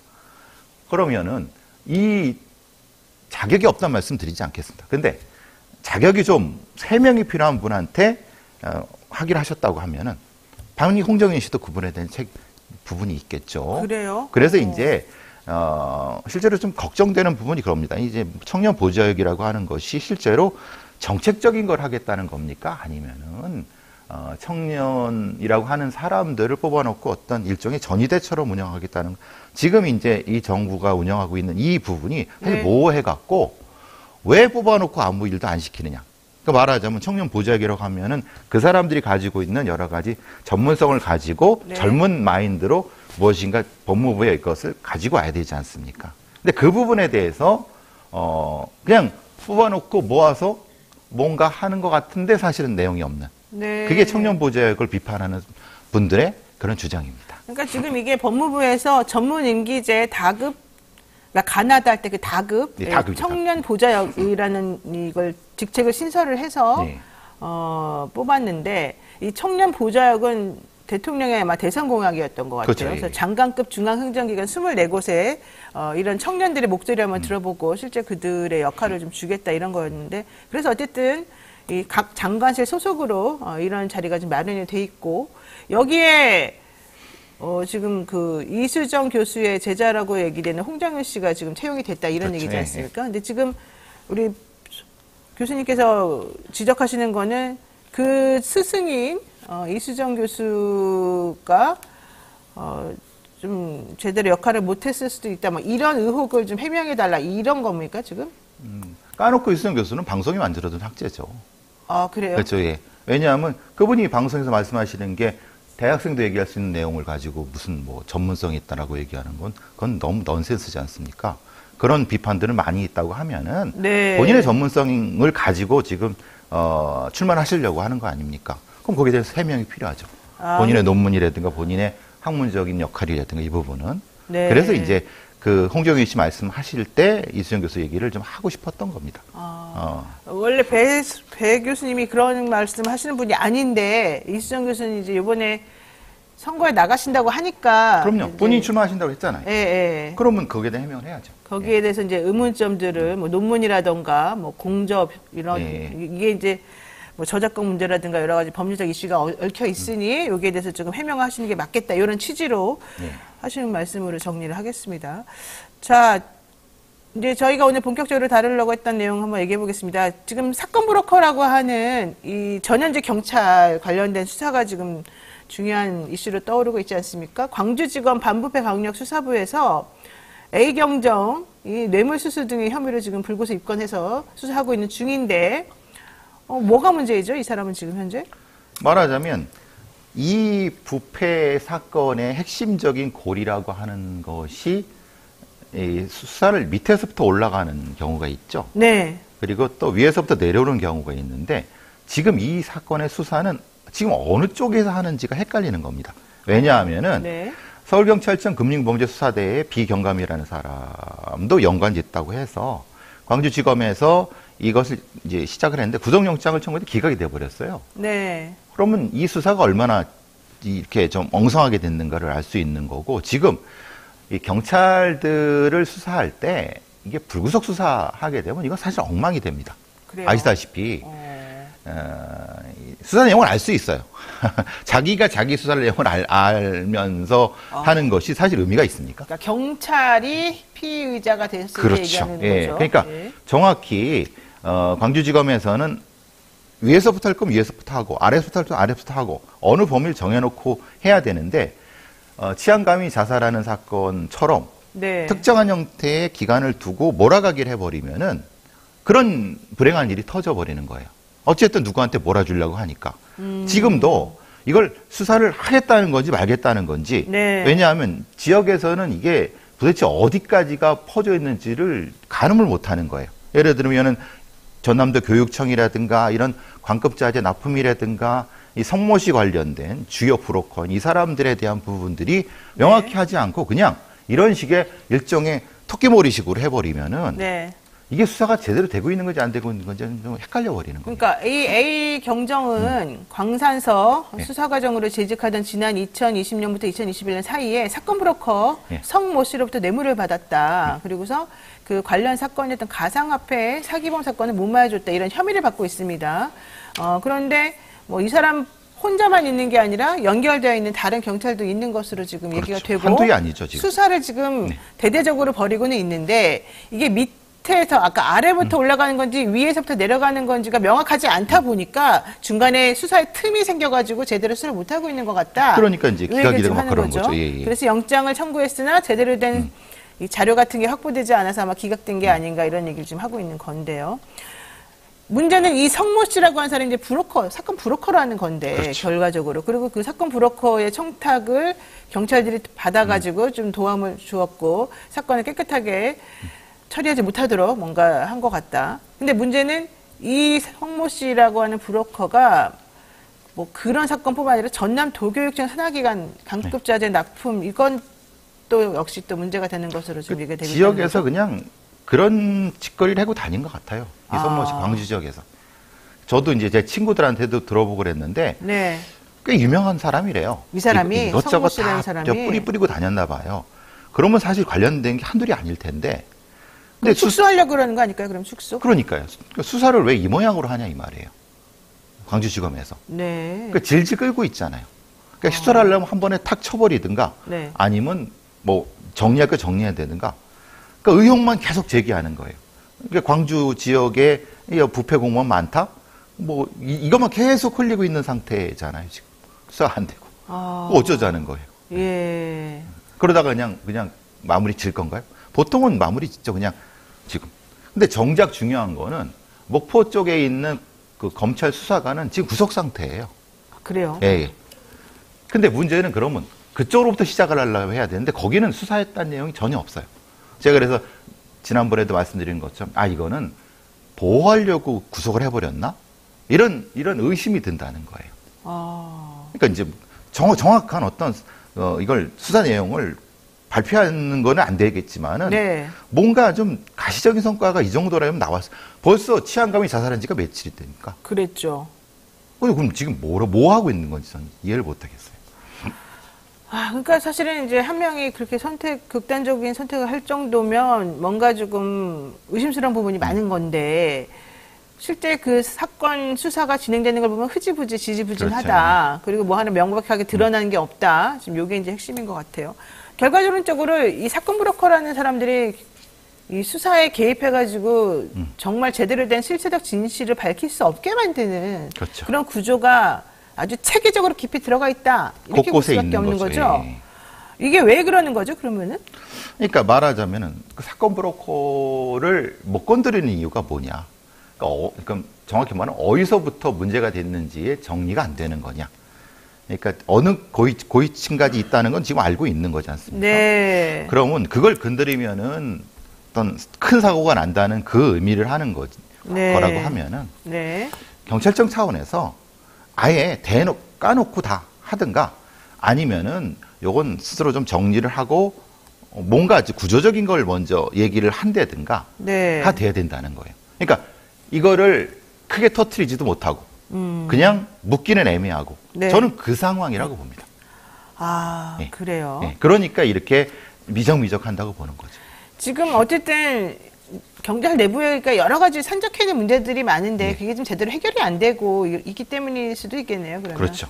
그러니까 지금의 윤희근이라는 사람이 그걸 해결하기 싫은 거죠. 왜냐하면 얼마 남지도 않았는데 굳이 이걸 내 임기 안에 건드릴 필요가 없다라고 하는 부분인 거고 이게 이제 어느 쪽이든 크게 터지면은 크게 문제가 될 수 있기 때문에 그냥 덮고 갈 가능성이 높다고 생각이 드는 겁니다. 그러니까 이게 또 문제가 되는 게 이 승진 구조랑 연결이 된다는 그렇죠. 거잖아요. 그러니까 간부 승진하려면은 시험을 보던가 심사, 그러니까 평가가 좋아야 된다는 건데 그렇죠. 시험이라고 하는 거는 뭐 객관적으로 평가가 된다고 하니까 사람들이 일은 안 하고 시험 공부에 매달리거나 그 다음에 심사라고 하는 거는 또 자기네 위에서 이제 아래 사람들에 대한 평가를 해줘야 되니까 그 사람한테 잘 보이려고 또 하거나. 잘 보이려고 하니까 잘 보일 방법이 돈을 갖다 바치는 거죠. 그래요? 그래서 지금 이 문제가 되는 거 아닙니까? 브로커한테. 그러고 근데 그럼 거꾸로 되는 거죠. 근데 지금 심사 승진 비율을 높인다는 거 아니에요? 그렇죠. 왜 그러냐? 문제가 생기는 거는 시험을 보려고 하면 시간이 필요하잖아요. 네. 일 외에. 그럼 시간이 필요하려면은 소위 말하는 알보직, 좋은 보직에 그 사람을 갖다 놔야 돼요. 네. 그럼 그걸 갖다 놓는 걸 누가 해주느냐? 그러니까 자기 선배, 또 자기 선배. 예를 들면 경찰대 출신 경찰대 선배가 갖다 꽂아주고 그럼 대놓고 너도 시험 보라는 거잖아요. 이런 식이라는 거죠. 그러니까 거기에 대한 하위직 공무원들의 불만이 많았기 때문에 네. 그럼 아예 그 시험을 줄이지라고 해버린 거예요. 근데 문제는 그거예요. 심사 승진을 높이는 거잖아요. 심사 승진 높인다고 해버리니까 이런 브로커의 개입이 더 높을 건데 그럼 어떻게 해야 된다는 거야? 라고 하는 거죠. 그래요. 네. 지금 경찰 조직 구조, 그러니까 경찰은 많은데 승진이 네. 잘 안 되고 적체가 지금 많이 되기 때문에 어떻게 해서든지 간에 위로 뚫고 올라가려고 하는 근육지책으로 이렇게 하는 걸 수도 있겠네요. 그렇죠. 근데 이제 문제는 이게 제가 어디서는 똥별 얘기를 많이 합니다. 똥별이요? 예. 그게 뭐죠? 능력은 없는데 별 달고 있는 애들 있지 않습니까? 네. 예, 장성들. 그래서 제가 똥별 했는데. 네. 근데 이제 경찰에도 똥별들이 많은 겁니다. 그러니까 능력은 없는데 별 달고 있어 뭐라고 하죠? 그건 보험을 받는. 흔히 말하는 관용차 나오고 그 별도 사무실 나오고 네. 실제로 미국에 비해서 아니면 다른 선진 경찰에 비해서 우리나라는 이렇게 많은 별들이 필요 없습니다. 그래요? 예. 그러니까 의사결정 구조가 촘촘히 올라가는 겁니다. 네. 예를 들면 총경, 경무관, 치안감 이런 식이 필요 없어요. 기껏해 한두 개 정도거든요. 근데 그것이 이제 군사정권을 거치면서 자리를 주려고 계속 이걸 늘려놨어요. 이게 늘려놓은 거죠. 네네. 그러니까 그거를 미국식으로 한 4단계, 3단계로 줄여버리면 됩니다. 그러니까 아예 팀원, 팀장, 부서장 정도만 하면은 네. 충분합니다. 근데 그런데? 이제 거기에 대한 그거를 하위직한테 갈 돈을 고위직의 일종의 뭔가 그 자리 값으로 하는 예산이 너무 많이 드니까 네. 지금 그 구조라는 거예요. 이렇게 하위직은 이만큼 되는데 압정 구조라는 게 하위직은 이만큼 되는데 위로 올라갈수록 이만큼밖에 안 됩니다. 그게 압정 구조라고 하는 거죠. 구조가. 그 압정 구조라고 구조. 그래요? 예, 뾰족한. 여기 올라가고 서로 머리 터지게 싸우는 겁니다. 아이고. 근데 너무 이제 힘들겠네. 문제는 그거죠. 예. 그럼 미국은 어떤 구조냐? 대충 이 정도 구조입니다. 오, 즉 말하면 팀원이 일을 하는데 팀장이 자기 업무가 아니면은 함부로 터치 못해요. 권한을 명확히 주니까. 근데 우리는 위에다 계급 구조로 올라가니까 이 문제가 네, 된다는 네. 거예요. 그러니까 지금 이 계급 정년, 계급 구조, 그러니까 압정 구조라고 경찰 조직 구조랑 의사결정 구조 자체를 네. 바꿔야 되는데 네. 문제는 지금의 경찰의 고위직들은 들인 돈이 있고 들인 돈이라 그러면 들인 어떤 저기 뭐라 그러나 노력이 있지 않습니까? 네, 여기까지 네. 올라오려고. 그게 사실 아깝죠. 그러니까 그걸 바꾸지 못하는 겁니다. 근데 이전에 경찰 개혁을 주장했던 많은 분들이 이걸 바꾸지 않으면 뭘 해도 사실 의미가 없다. 그러니까 시험 승진, 뭐 이거 심사 승진, 뭐 해도 의미가 없다. 그러니까 네. 능력 있는 사람이 올라갈 수 있는 구조를 해야 된다. 그거 이제 문제라는 거죠. 그러니까 이게 지금 그 구조 자체도 문제이고 예컨대 경찰서장이 이제 총경급일 텐데 그렇죠. 예, 이게 전체 경찰 계급 11개 있는데 그 중에서 5번째 정도. 그렇죠. 근데 또 숫자로는 0.5% 정도밖에 네, 안 되고. 그 정도죠. 그러네요. 네. 예. 그게 말이 안 되지 않습니까? 네. 11개, 5개가 반, 이거 5밖에 안 되죠. 우리가 보통 조직 구조라고 하면 이렇게 좀 이 정도는 돼야 되는 거 아닙니까? 그러니까 너무 그러니까 자리 자체가 워낙 적다. 적게 만드는 이 겁니다. 얘기죠. 예, 예. 적게 만드는 겁니다. 일부러 지금 그렇게 왜냐하면은 한 단계 올라갈 때 다 떨어져 버리라고 하는 거죠. 아, 그런 겁니까? 예, 그렇게 구조를 만들어 버리는 거죠. 아이고. 자, 그 다음에 또 하나가 이제 계급별 정년제라고 하는 게 또 이제 문제가 될 수 있다는 겁니다. 그러니까 경정원 14년, 총경 11년, 경무관 6년, 치안감 4년. 이 계급 정년제에 승진 못하면은 그냥 옷을 벗어야 돼 버려요? 예, 그 나가 버립니다.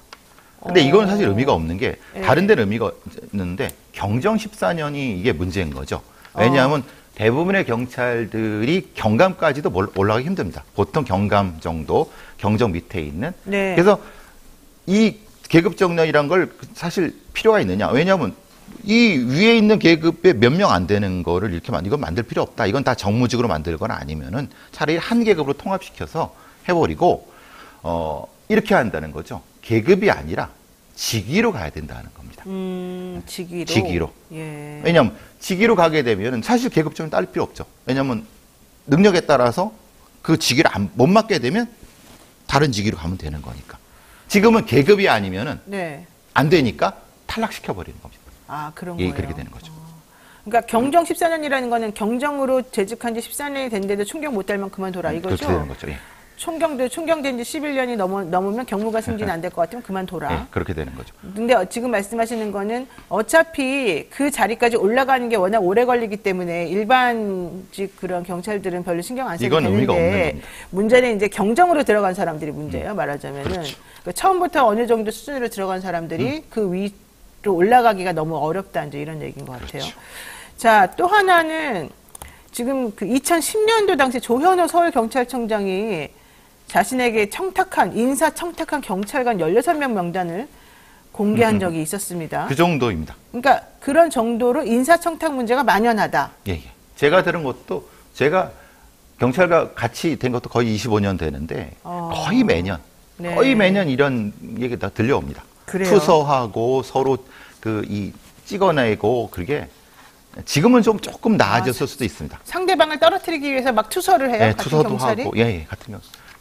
저거 사건 처리할 때 누구 돈을 받았느니 마느니 해갖고, 왜냐면 똑같은 위치에 있으면 그게 이제 문제가 되는 경우는 이제 여론이 있으니까 떨어져 버리거든요. 그러네요. 그런 문제들이 있죠. 무섭네요.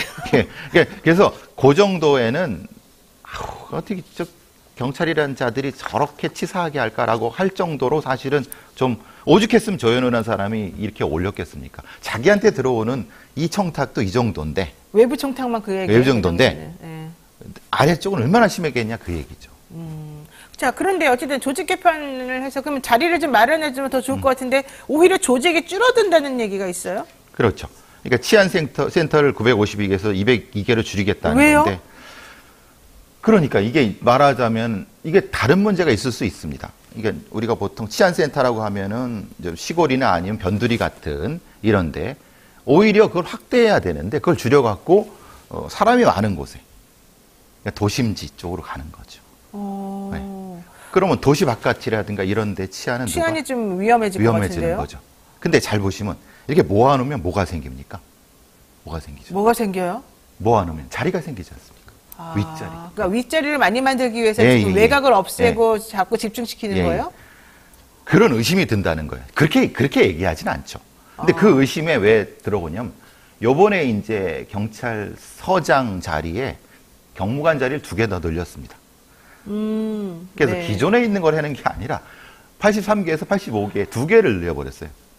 그러니까 쉽게 말하면 별자리 2개 늘린 거예요, 군대에서. 그럼 그 별자리 하나에 들어간 예산이 더 들어가겠죠. 그러네요. 그러니까 네. 조직 개편이 이상하게 되는 겁니다. 우리가 생각하는 조직 개편이라는 것은 일할 수 있는 조직 개편을 생각하는 건데, 문제는 이 경찰의 수뇌부들이 생각하는 그게 아니라 자리 만들려는 조직 개편을 왜 하려고 하는 건지라는 의문이 든다는 겁니다. 결과를 놓고 보면. 네. 그래서 이 문제가 된다는 거죠. 그렇군요. 저는 그것도 그렇지만 치안센터를 200개나 없앤다 그러면은 정말 요즘 좀 치안이 좀 위험하다 이런 얘기도 나왔는데 요즘 시골에 걱정스럽습니다. 이제 깨 훔쳐가는 놈들, 뭐 깨를 훔쳐가요? 네. 깨 말리려고 쌀 널어놓은 거 훔쳐가는 놈들. 아이고. 근데 그게 보통 장난인 것 같지만 조직적인 범죄입니다. 이거 손 전혀 못 댑니다. 그래요? 왜냐? 아니 거기를 가서 신고하고 뭐 이렇게 해버리 이미 도망가니까. 그러니까 치안센터라는 건 그런 치안 취약 지역에 있는 거거든요. 그러니까 이런 부분이 더 돼야 되는데 이 엉성하게 엉망으로 해버리니까 그럼 조직 개편의 방향성이 뭐냐? 네. 그러면 순찰 경관 늘리고 도심 순찰하게 하는 게 이게 치안의 방향이냐? 그게 효과가 더 있느냐? 그게 안 된다는 거죠. 자, 이런 상황인데 윤희군 경찰청장 지금 출마설이 솔솔 나옵니다. 그러니까 왜냐하면은 이 사람이 아마도 충북 청주 흥덕구가 유력된데 그 고향이 청주 상당 미원면인데 아마 이 여기가 민주당 국회의원들이 많이 계신 분대 같아요. 그러니까 이제 아마 인물난도 겪을 것 같고 저 여권에서 그래서 계속 이걸 요청을 하는 것 같아요. 네. 제가 들은 거는 윤익은 너 뭐 하냐? 귀한 게 빨리 뭐냐? 나와라라고 하는 건데, 근데 문제는 그 지역이 민주당 국회의원이 너무 세갖고. 그럼 이번엔 매우 고민스럽겠네요. 그렇죠. 사실은 나가고 싶지 않을 텐데 어차피 떨어질 거라면. 아니, 저 지지율이 높으면 나갈 수 있겠죠. 근데 좀 밀리는 것 같다는 느낌이 드니까. 그러면 지금 8개월 지금 남아있는 임기가 네. 그 전에 나와가지고 한 대 바람 받을 필요가 없잖아요. 그렇죠. 욕먹을 필요도 없고. 만약에 이렇게 되면 선거 들어가면 지금 이태원 참사라든가 여러 부분에 대한 공격이 얼마나 많겠습니까? 그러겠네요. 그래서 본인은 좋은 말씀으로 임기를 완수하겠다고 하는 건데, 네. 저는 나오셨으면 좋겠어요. 왜냐? 나와갖고 본인이 했던 본인 임기 중에 문제가 있었다고 하는 이태원 참사 관련된 여러 가지 그리고 다른 거 본인이 해명을 하시고 잘했다고 하면 거기에 대한 평가를 받으시면 돼요. 근데 평가 아무것도 안 받고 있잖아요. 네, 그렇죠. 네, 오늘 막 너무 정신없이 얘기가 되고 있는데 하나만 더 정리하고 가겠습니다. 유아인 씨, 배우 유아인 씨 마약 투약 혐의로 기소가 됐는데 대만은 인정했는데 프로포폴은 인정하지 않았다는 겁니다. 프로포폴을 한 거는 인정했죠. 근데 그게 의료용이라고 하는 거죠. 의료용이라고 의료용을 한 얘기하고 거죠. 있군요. 그러니까 9리터 이상의 프로포폴 투약 혐의 등에 대해서는 사실과 다르다. 그렇죠. 사실과 다르다는 게 본인이 그 부분 맞다. 근데 그건 다 의료용이다. 라고 주장하는 거죠. 왜 그러는 걸까요? 그럼 왜 하나는 인정하고 하나는 이러는 걸까요? 거기에 그 변호사가 대검 마약과장이셨죠. 네, 비싸신 우리나라 분이죠. 최고의 마약 수사 검사라고 하시는 그 유명하고 그 훌륭하신 분이 유아인 씨 변호를 하고 계시죠. 그러니까 그분의 입장이 그거죠. 어차피 나온 거는 대마는 나왔잖아요. 그거 인정하는 거죠. 그러니까 나온 건 인정하고. 나온 거 인정하고 나머지 나온 게 없거든요.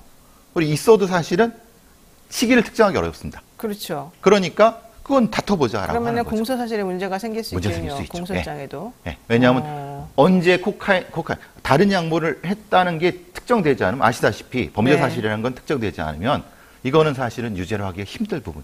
그렇죠. 그러니까 정확한 전략을 가지고 있는 거죠. 수사관의 입장에서. 그러니까 본인이 자백하지 않으면 사실은 특정되기가 어렵기 때문에 그렇죠. 그 부분은 무죄가 될 수밖에 없으니 네. 그냥 딱 나온 거 객관적으로 빼도 박도 못하는 것에 대해서만 인정을 하고 나머지는 그냥 부인하자 이런 거다. 네. 하정우 씨 사례가 꼭 이렇게 될 것 같습니다. 하정우 씨도 그래요. 하정우 씨는 인정했죠. 이 프로포를 한 거 인정했는데 벌금 나왔지 않습니까? 1,000만 원. 네. 뭐 그 케이스로 갈 가능성이 높을 것 같습니다, 제 생각. 그렇군요. 사실 벌금으로 막으면 성공한 거다 이런 그렇죠. 얘기인데 지금 그런 케이스로 지금 가려고 그러니까 싸게 막겠다 이런 뜻인 것 같은데.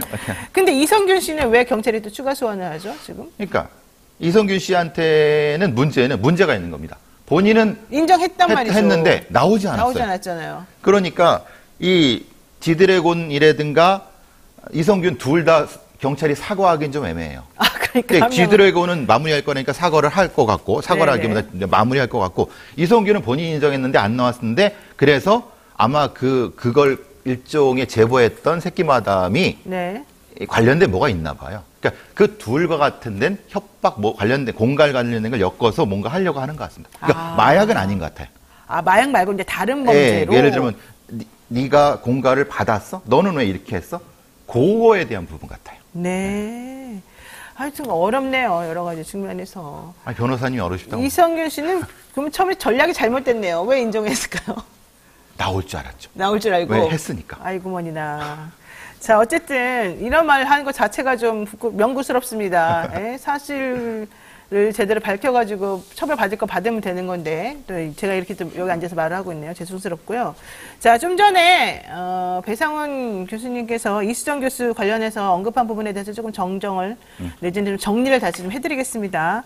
아까 이제 뭐 청년 보좌역 신설이나 이런 거 관련해가지고 하는 부분 얘기하시면서 범죄 심리학 교수로서의 이런 전공이나 이런 얘기 잠깐 하셨는데 그 부분은 이수정 교수가 처음에 저도 심리학과 나와서 잘 알고 이수정 교수 원래 그때부터 알았었으니까 그 연대 다닐 때만 해도 우리나라에 그 범죄 심리학 전문 이건 없었습니다. 그래서 당연히 그랬던 것이고 또 하나는 그분이 실제 뭐 그렇지 않다 하더라도 나중에 얼마든지 전문 바꿔서 전문 분야 할 수는 있으니까 그럼요.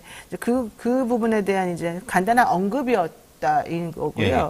또 하나는 이제 논문 제자들과 함께 쓰는 그 논문 관련된 내용도 많은 교수님들이 이제 지도하는 과정 중에서 학생들하고 같이 논문을 씁니다. 그래서 공저라고 이제 하는 거니까 이제 여기서 배상훈 교수님이 얘기하고자 하는 바는 그 공저 논문들에서 어느 정도나 이제 본인이 좀 자체적으로 학생들의 그런 그 도움 없이 한 부분이 좀 퍼센테이지가 좀 정확히 좀 나와주는 게 좋지 않겠냐 뭐 이런 취지로 그렇습니다. 말씀하신 것으로 보이고요.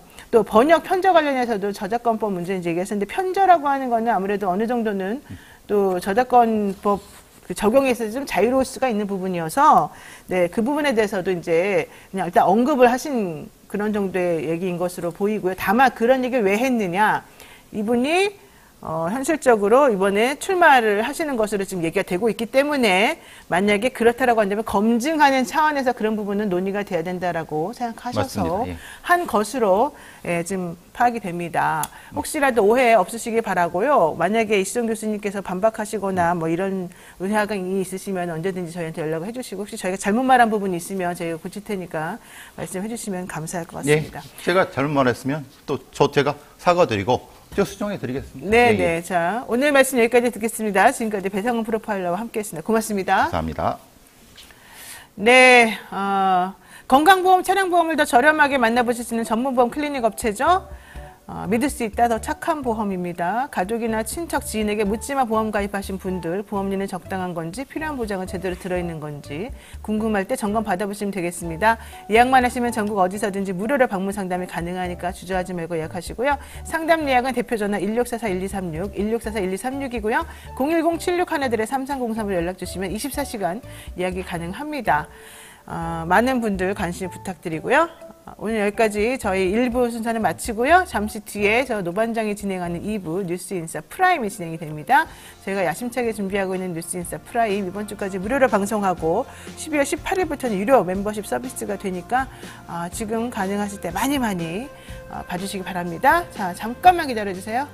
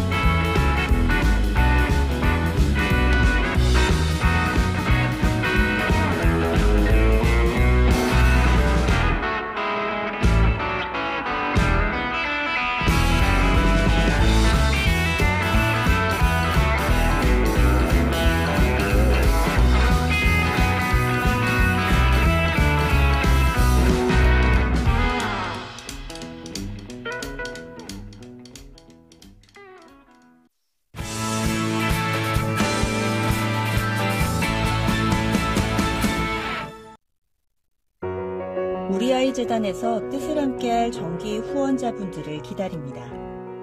우리 아이 재단은 한반도 어린이를 위한 재단입니다. 배고픈 어린이들에게 영양 가득한 국수를 보내고 영유아 자폐 조기검사 지원, 베이비박스의 이유식 정기 배달, 중증장애 미취학 아동들을 지원하고 있습니다. 따뜻한 손길을 이어주는 분들께 우리 아이 팔찌와 감사 선물을 드립니다. 지속적인 지원을 통해 더 많은 어린이들에게 도움을 줄 수 있도록 정기 후원자가 되어주세요. 후원 문의 02-2128-3344, 2128-3344. 네, 깊이 있는 고품격 시사대담 뉴스인사 프라임 시작하겠습니다. 뉴스인사 프라임은요, 멤버십 회원에게만 우선 서비스될 예정인데요. 이번 주까지 무료로 시청하실 수 있습니다. 뉴스인사 프라임 여러분과 함께 만들어가니까 다양한 의견과 질문들 그리고 댓글 남겨주시기 바라겠습니다. 오늘은요, 수요일 코너 빅데이터를 통해서 내년 총선을 전망해보는 빅데이터 2024 시간입니다. 원래는 이제 박혜성 대표하고 박진영 평론가님하고 두 분이 나와서 얘기해 주시는데 오늘은 박혜성 대표 개인 사정 때문에 박진영 평론가 혼자 이제 얘기를 해 주시겠습니다. 어서 오십시오. 네, 안녕하세요. 네, 표정이 뭐 썩 밝지가 않네요. 그렇죠. 뭐 이게 대한민국에서 정치 평론한다는 게 굉장히 힘든 직업이에요. 아, 그래요? 잘하는 게 없으니까. 그러니까 정치가 잘 되는 게 없어서 평론하기가 좀 어렵다? 네, 네. 네. 그리고 또 이게 해보면요. 네. 이미 한국의 좀 황색 언론과 황색 정치가 거의 짝짝꿍이 돼가지고 수준 높은 평론을 하면은 싫어합니다, 사람들이. 아, 그래요? 네. 그럼 좋아요. 황색 언론은 뭐고, 황색 뭐야, 아까? 황색 정치. 황색 정치? 예, 예. 그거는 뭡니까? 뭐, 대표적으로 이준석 대표와 이낙연 대표가 하고 있는 정치가 황색 정치예요. 분명한 지향점이라든가, 네.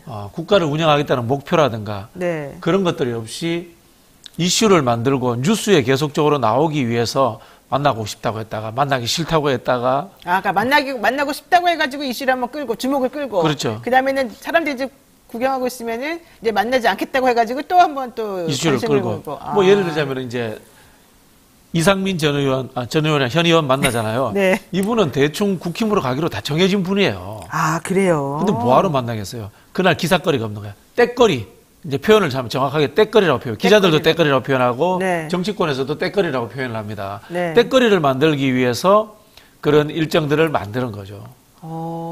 실제로 또 떼거리가 있습니다. 뭐요? 윤석열 대통령이 그 부산에 가서 어묵 먹은 거. 네. 그것도 떼거리예요. 왜요? 대통령도 떼거리 짓을 하는 거예요. 현장에 가라고 하는 것은 현장에 네. 가서 어묵 먹으라는 소리가 아니고요. 네. 현장에 민심을 정치를 하고 현장에서의 정책을 만들라는 그런 뜻입니다. 그렇죠. 근데 가서 그림 내기용밖에 안 하잖아요. 그 대한민국 정치의 현실이고 대한민국 언론의 현실입니다. 그러니까 재벌들하고 떡볶이 먹는 것만 보여줬다. 그러면 실제로는 재벌들하고 부산 경제에 어떤 도움을 주기 위해서 어떤 정책을 내놓겠다, 어떤 투자를 하겠다라든가 그런 간담회를 했어야죠. 그렇죠. 미국 정치 한번 보세요. 우리 쪽에 화면 나오는 거 네. 대부분이 물론 뭐 한국에서 이제 사진이라는 것이 비행기 트랩에서 내려오고 이런 것들만 있지만은 대부분이 노조 간담회 또 뭐 IT 산업 간담회 이런 것들이 많이 잡힙니다. 그러네요. 우린 그렇게 안 해요. 안 하는 이유 중에 하나가 정치인들이 정책을 모르고 그다음에 언론이 정책을 전달할 만큼 능력이 안 되고 이 두 가지가 짬뽕 돼 가지고 황색 정치, 황색 언론의 지금 동반 시대다. 저는 그렇게 평가를 하고 있어요. 아, 그러니까 그냥 오로지 사람들의 말초적인 관심만 끄는 쪽으로 행보를 이랬다 저랬다 왔다 갔다 하는 거지. 실제 필요한 정책이나 실제 일을 하기 위한 전제적인 상황은 하지를 않고 있고 또 언론도 그런 것들을 지적해주고 그러면 안 된다라고 해서 전반적으로는 본질에 좀 다가갈 수 있게 일을 해야 되는데 그렇게 안 하고 그냥 거기서도 역시 마찬가지로 말초적인 관심 끄는 쪽으로만 보도를 하다 보니 이게 계속 이런 식으로 돌아가고 있다 이거군요. 그렇죠. 이제 저희 이제 정치학 하는 사람들이나 뭐 또 평론을 좀 깊게 한 사람들이 한국 정치는 20년 전보다 못하다. 한국 정치의 최전성기는 김대중 노무현 시기 그리고 이회창 총재 시기였다. 다 그렇게 이야기를 합니다. 그래요. 네. 참 안타까운 소리네요. 자, 어쨌든 우리라도 좀 그렇게 안 해야 되겠다고 다짐을 하면서 이 질문 한번 해보겠습니다. 조선일보가 서울 6곳만 앞선다 이제 국민의힘 자체 보고서를 보도를 했지 않습니까? 사실 저는 조선일보가 보도하기 전에 이 얘기를 들었어요. 다 아시죠, 많이들. 그런데 이제 그 보도를 아무도 안 하고 있고 그게 비공개 자료라고 제가 그때 비공식 비공개 이렇게 들었기 때문에 이제 내부적으로만 참고하려나 보다 이렇게 생각했는데 갑자기 조선일보에서 이걸 단독으로 터뜨린 거예요. 네. 단독으로 터뜨렸는지 모르겠지만 어쨌든 조선일보에서 나온 거예요. 자, 이 보도가 나온 이 배경 또 내지는 실제 정말로 그 6곳만 앞선다는 그 내용이 맞는지 안 맞는지 이런 거 좀 한번 들어볼까요? 제가 좀 조사를 해봤습니다. 탐문을 네. 해봤는데요. 네. 조선일보는 국민의힘에 대해서 악의적으로 보도를 한 겁니다. 일부러 악의적으로 한 거예요? 네. 왜요? 조선일보랑 실제로 친한 이제 거 아니었어요? 아니 그 조선일보가 보기에는 지금 국민의힘이 하고 있는 선거 전략이라든가 흐름이 좋지 않은 거예요. 그러다 보니까 이제 비판적 기사를 쓰기 위해서 이 정보를 좀 캐치를 한 것 같고요. 이 내용에 관해 가지고 제가 좀 국민의힘 통해서 탐문을 해보니까 서울뿐만이 아니고 PK에서도 형편없이 나왔대요. PK 얘기도 좀 듣긴 했었죠. 네, PK에서 뭐 예를 들면 부산 같은 경우에도 국민의힘이 이기는 지역구가 30%도 안 된다. 부산의 선거구가 18개거든요. 네. 30%가 안 된다면 어떻게 됩니까? 6개 안 된다는 이야기잖아요. 네. 그렇게 지금 결과가 나왔다라는 이야기들이 돌아다니고 있고요. 전체적으로 아주 나쁘게 나왔다라고 이렇게 들었습니다. 그러니까 믿을만 하다는 겁니까? 믿을만 하다는 이야기인 거죠. 이게 이야기를 들어보니까 여의도 연구소가 아니고 국민의힘 사무처에서 했다라고 이렇게 흘러나오고 있어요. 왜요? 왜 사무처라고 하면 이제 전략국에서 했을 겁니다. 전략국에서 했는데 보통 이런 거는 이제 외주를 주기도 하지만 외주를 받아와가지고 자체에서 또 시뮬레이션을 합니다. 이런 경우에는 이제 조직국이라고 있습니다. 정당의 조직국이라는 것을 통해 가지고 시도당을 통해서 지역의 판세 분석을 또 받습니다. 네. 이렇게 하면요 굉장히 정확하게 나옵니다. 그러니까 우리가 일반적으로 알고 있는 그 외부 여론조사 기관에서 돌리는 거하고 또 좀 다르게 그래서 정확한 제가 데이터 가지고 하는 거예요. 이런 시점에서 볼펜을 던지면서 이야기합니다. 실제로 네. 정치 전문가들은 정당 내에 있습니다. 정당 내에 있고요. 밖에서 뭐 정치 전문가다 또는 뭐 내가 전략가다 이렇게 떠드는 사람 저는 기본적으로 신뢰를 안 합니다. 지난번에 제가 우리 모시고 나왔던 박혜성 대표를 신뢰하는 게 민주당 전략국에서 한 15년 가까이 근무를 했습니다. 그러고 나와서 여론조사 회사를 차린 사람이고요. 네. 뭐 그런 사람들이 제대로 하지 밖에 있는 사람들은 정당 내 툴이 밖으로 안 새 나옵니다. 네. 그러니까 어쨌든 각 정당에서는 우리가 이제 외부 여론조사 기관에서 말하는 것과 달리 네네. 각 정당에서는 정확하게 분석들을 하고 있다는 정확하게 얘기군요. 분석하죠. 네. 그러니까 지금 말씀하시는 거는 조선일보가 일부러 국민의힘의 상황을 보도한 거다. 저는 뭐 그렇게 이해를 그리고 하고 그 있습니다. 내용은 사실이다. 네, 사실일 것 같습니다. 근데 와 그러면은 좀 충격인데요. 대통령 입장에서 보자면은 그런 보도는 되게 불쾌할 것 같은데요. 왜냐하면 본인이 잘하고 있다고 생각했을 텐데. 근데 지금 대통령 지지율이 PK 같은 경우에도 40%를 못 넘기고 있어요. 뭐 그럴 수밖에 없죠. 네. 지금 이 정도면은 TK 잔민련 수준으로 전락할 수도 있는 거죠. 그러면은 이 자체 조사 결과가 내부적으로 쉬쉬할 때하고 달리 외부적으로 공표가 돼가지고 문제가 되고 있는 상황이면 아니, 공표는 안 됐어요. 지금 아까 보도가 됐다면 네, 조선일보도 수도권 지역만 정보를 빼낸 거고 나머지 지역은 못 빼낸 거죠. 그래서 보니까 이게 제대로 통계표도 만들지 않고 그냥 그 로데이터 수준의 페이퍼 형태로 일부들만 이제 봤던 것 같아요. 보니까. 뭐 저희도 한 번씩 그런 거 만들고 했습니다. 민주당에 있을 때도 그렇게 네. 하고 예전에 저희가 이제 2012년 총선 같은 경우에는 저희 내부에서 만들어 보니까 제가 기억나기로 홍천 횡성 하나 빼고 다 맞췄어요. 그래요? 완벽하게 맞춥니다. 왜냐하면 여론조사를 가지고 지구당의 사무국장들이라든가 또는 뭐 이 시도당의 사무처장들, 조직 담당자들하고 통화를 해서 그쪽도 지역 데이터를 또 받습니다. 그러면은 굉장히 정확하게 나와요. 근데 자, 그러면 어쨌든 외부에 알려지는 것과 별개로 어쨌든 내부, 국민의힘 내부에서도 이 결과에 대해서 서로 논의를 하고 이제 대책을 세울 거 아니겠습니까? 지금 그렇죠. 좋지 않은 결과이기 때문에 그런 의미에서 장제원 의원이 불출마 선언한 겁니까, 그러면? 그렇다고 봐야 되겠죠. 보통 이제 이런 나쁜 결과가 나오면은 두 가지 전략을 선택할 수 있습니다. 네. 첫 번째는 야금야금 올라가기 위해서 포인트 쌓기 전략. 우리 잘하자. 그래서 이 나쁜 여론이 나오는 이유를 분석하지 않습니까? 네. 그 반대되는 액션 플랜들을 짜가지고 뭐 당대표 한 달 계획, 당대표 3주 계획 뭐 이런 거 짜기도 합니다. 네. 그렇게 하기도 하고요. 좀 더 적극적으로 할 때는 판을 깨는 전략을 쓰죠. 이거는 이제 정치 구조의 변화를 이야기를 합니다. 그러면은 그런 것들은 뭐 3당하고 합당을 한다거나 빅텐트를 친다거나 뭐 이런 것들을 만들기도 하고요. 네. 뭐 그런 전략을 쓰는데 제가 봤을 때는 지금 이제 빅텐트 전략은 국민의힘에서 좀 물 건너간 것 같고요. 윤석열 신당이라는 것이 거의 불가능한 상황이지 않습니까? 네. 그렇기 때문에 이 포인트 쌓기 전략. 자, 이 여론조사가 적게 나온 이유가 뭐냐라고 했는데 물론 첫 번째는 윤석열 대통령이겠죠. 근데 이거를 두 번째, 세 번째 나온 뭐 이슈들, 영남 중진들이 문제다. 또는 뭐 PK에서의 이 엑스포 문제가 있기 때문에 새로운 발전 전략을 내놔야 된다. 이런 것들을 해소하는 부차적인 방법을 해소하는 전략으로 접근할 거다. 저는 뭐 그렇게 예측을 하고 있어요. 자, 그러면 장제원 의원이 근데 어쨌든 그건 큰 전략일 것이고 그 일환으로 장제원 의원이 지금 불출마 선언한 것으로 봐도 된다. 근데 좀 그렇다고 하기에는 장제원 의원이 너무 큰 걸 버리는 거 아닌가? 그분은 워낙 그동안에 인요한 혁신위원장이 험지를 가라 그랬을 때도 오히려 그냥 세류 과시하는 모습을 보이면서 난 절대 안 한다는 걸 몸으로 다 보여줬던 사람인데 갑자기 이렇게 그냥 나 불출마한다 이런 거는 무슨 뜻입니까 그러면? 글쎄요, 뭐 다른 방송에서 이야기하는 캐비넷 이야기 뭐 이런 거는 안 하겠는데요. 제가 분석한 바로는 부산에서 장제원 의원이 부산 전체에서 조직력이 제일 셉니다. 그러니까요. 그래서 아깝다는 거죠. 말하자면 개인적으로 봤을 때는. 그 이야기는 그 본인이 볼 때는. 부산시장 경선에 나가도 현역 시장하고도 붙어볼 만하다 이런 이야기예요. 시장이 더 좋아요? 당연히 좋죠. 시장이 더 좋죠. 그러니까 그런 소리도 있어요. 뭐 총리설, 시장설 뭐 이런 거 저런 거 약속 받았다 뭐 이런 얘기도 있는데 아니 그러니까 그렇다 하더라도 그럼 장제원 의원을 안 내보내면 다른 사람이 무조건 당선돼야 되는 텐데 그런 네. 자신이 있다는 겁니까 그러면? 뭐 전체 판을 위해서 그렇게 생각을 하겠죠. 전체 판을 위해서. 장제원 의원 지역구가 부산에서 국민의힘 지역구 중에 제일 나쁜 지역구입니다. 그래요. 예, 국민의힘 입장에서는 제일 나쁜 지역구인데 장제원이기 때문에 쉽게 당선되는 겁니다. 그럼 버리는 거예요? 그 지역구를? 아니죠. 뭐 다른 옛날에 손수조도 여기 한번 나갔었잖아요. 뭐 새로운 인물이 또는 이제 부산의 새로운 거점이 될 만한 인물을 내겠다 이런 전략을 짜겠죠.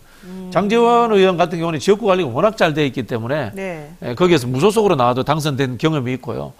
그리고 제가 보기에는 장제원 의원을 뭐 총리를 시켜준다거나 또는 뭐 비서실장을 시켜준다거나 이런 구체적으로 힘을 발휘할 수 있는 자리는 안 줄 것 같아요. 왜요? 그 핵관 아니에요? 핵관. 요즘은 이제 핵관이 이제 아니기 떨어졌어요? 때문에 다만 이제 어차피 이제 윤석열 정부가 장관 자리를 일하는 자리라기보다는 이제 전리품으로 생각하기 때문에 크게 중요하지 않은 자리 정도는 줄 수 있다라고 저는 봅니다. 그리고 그걸 미천으로 해서 장제원 의원은 부산시장으로 가려고 하지 않을까 뭐 그런 생각이 드네요. 근데 또 시장 선거하려면 시간 많이 남았는데. 뭐 정치인들은 또 입각하고 이러면 그것도 또 재밌어 합니다. 네. 자, 그러면 김기현 대표는 지금 잠행한다 뭐 이런 얘기 나오고 어제 일정 다 취소한다 그랬는데 뭡니까 이거는? 오늘 대표직에서 물러나 선언한다 이겁니까? 뭐 저는 그렇게 들었습니다. 예. 대표직에서 물러날 가능성이 많다. 다만 지역구 불출마 문제는 좀 더 시간을 끌 것 같다. 그 이야기 뭐냐면은 윤석열 대통령 쪽에서 김기현에게 무엇을 대가로 줄 것인지가 아직도 분명하게 결정나지 않았다. 김기현 대표에게 네. 뭔가 좀 당신은 좀 이렇게 나가주시오. 대신에 비대위원장 누구 세울 것이오. 그러면 나는 뭘 줄게. 이렇게 서로 딜이 왔다 갔다 해야 되는군요. 예, 지금은 이제 김기현 김기현 대표하고 윤석열 대통령하고 MOU 체결 수준. 좋은. 알모유다. 양해각서 서로 간에 이제 믿을만하다. 뭐 이 정도 된 것 같고요. 실제 계약은 글쎄요, 김기현 정도 되면은 뭐 총리 자리 요구하지 않을까요? 저는 그렇게 봐요. 근데 김기현 대표 체제로는 총선에서 못 이긴다고 지금 보는 거잖아요. 그러니까 이제 김기현 대표도 판단할 겁니다. 총선의 패배에서 내가 책임을 지는 것보다 일찍 빠지는 게 유리할 거다. 그리고 그렇게 함으로써 대통령에게 좀 더 편안한 신뢰를 받아가지고 자리를 요구하는 데도 유리할 수 있다. 아마 그런 판단할 것 같아요. 김기현 대표는 출마를 해요? 저는 안 할 거라고 봐요. 그러니까 안 한단 말이죠. 이렇게 네. 되면. 근데 본인이 울산에서 그렇게 기반이 있는데 김기현 네. 대표도 울산 기반이 세요. 지금 현재 울산시장이요. 김기현 대표가 국회의원 하던 곳에 구청장 출신이에요. 그래요, 맞아요. 그 김기현의 왕국입니다. 아까 우리 장재원 의원도 말씀드렸던 것처럼 부산에서의 지역 기반이 워낙 탄탄하기 때문에 토로서 이분들은 뭐 국회의원 했다가 시장 갔다가 이런 왔다 것들에 갔다 대해서 편하게 생각하는 분들이에요, 한편으로. 네. 그런데 그런데도 불구하고 어쨌든 안 나가고 뭔가를 받을 것이다. 그 센 고심에도 불구하고 그러면은 본인 입장에서는 정말 큰 결단이 필요한 상황인 것 같긴 한데 이런 전체적인 그림을 다 그리고 이 판을 누가 만드는 거예요? 제가 짐작컨대는 뭐 김한길 대표가 애초에 짰다라고 네, 저도 생각을 김한길 대표 얘기 했는데요. 들었는데. 지금은 좀 다른 것 같아요. 지금은 좀 다른 것 같은 게 김기현 등 당 중진들하고 뭔가 이렇게 소통이 되는 것 같아요. MOU가 체결이 됐기 때문에 누가 대통령실하고 당하고 대통령실하고 당하고 네. 이철규 의원이라든가 이런 윤핵관들을 통해서 이철규 총장이 힘이 세다 이런 조정이 얘기가 되는 것 같아요. 네. 네. 그러면은 아까 얘기 듣기는 뭐 한동훈 장관이 비대위원장 올 수도 있다 이런 얘기도 있던데 맞아요? 저는 비대위원장보다 선대위원장 보고 있어요. 선대위원장으로 할 네, 것이다.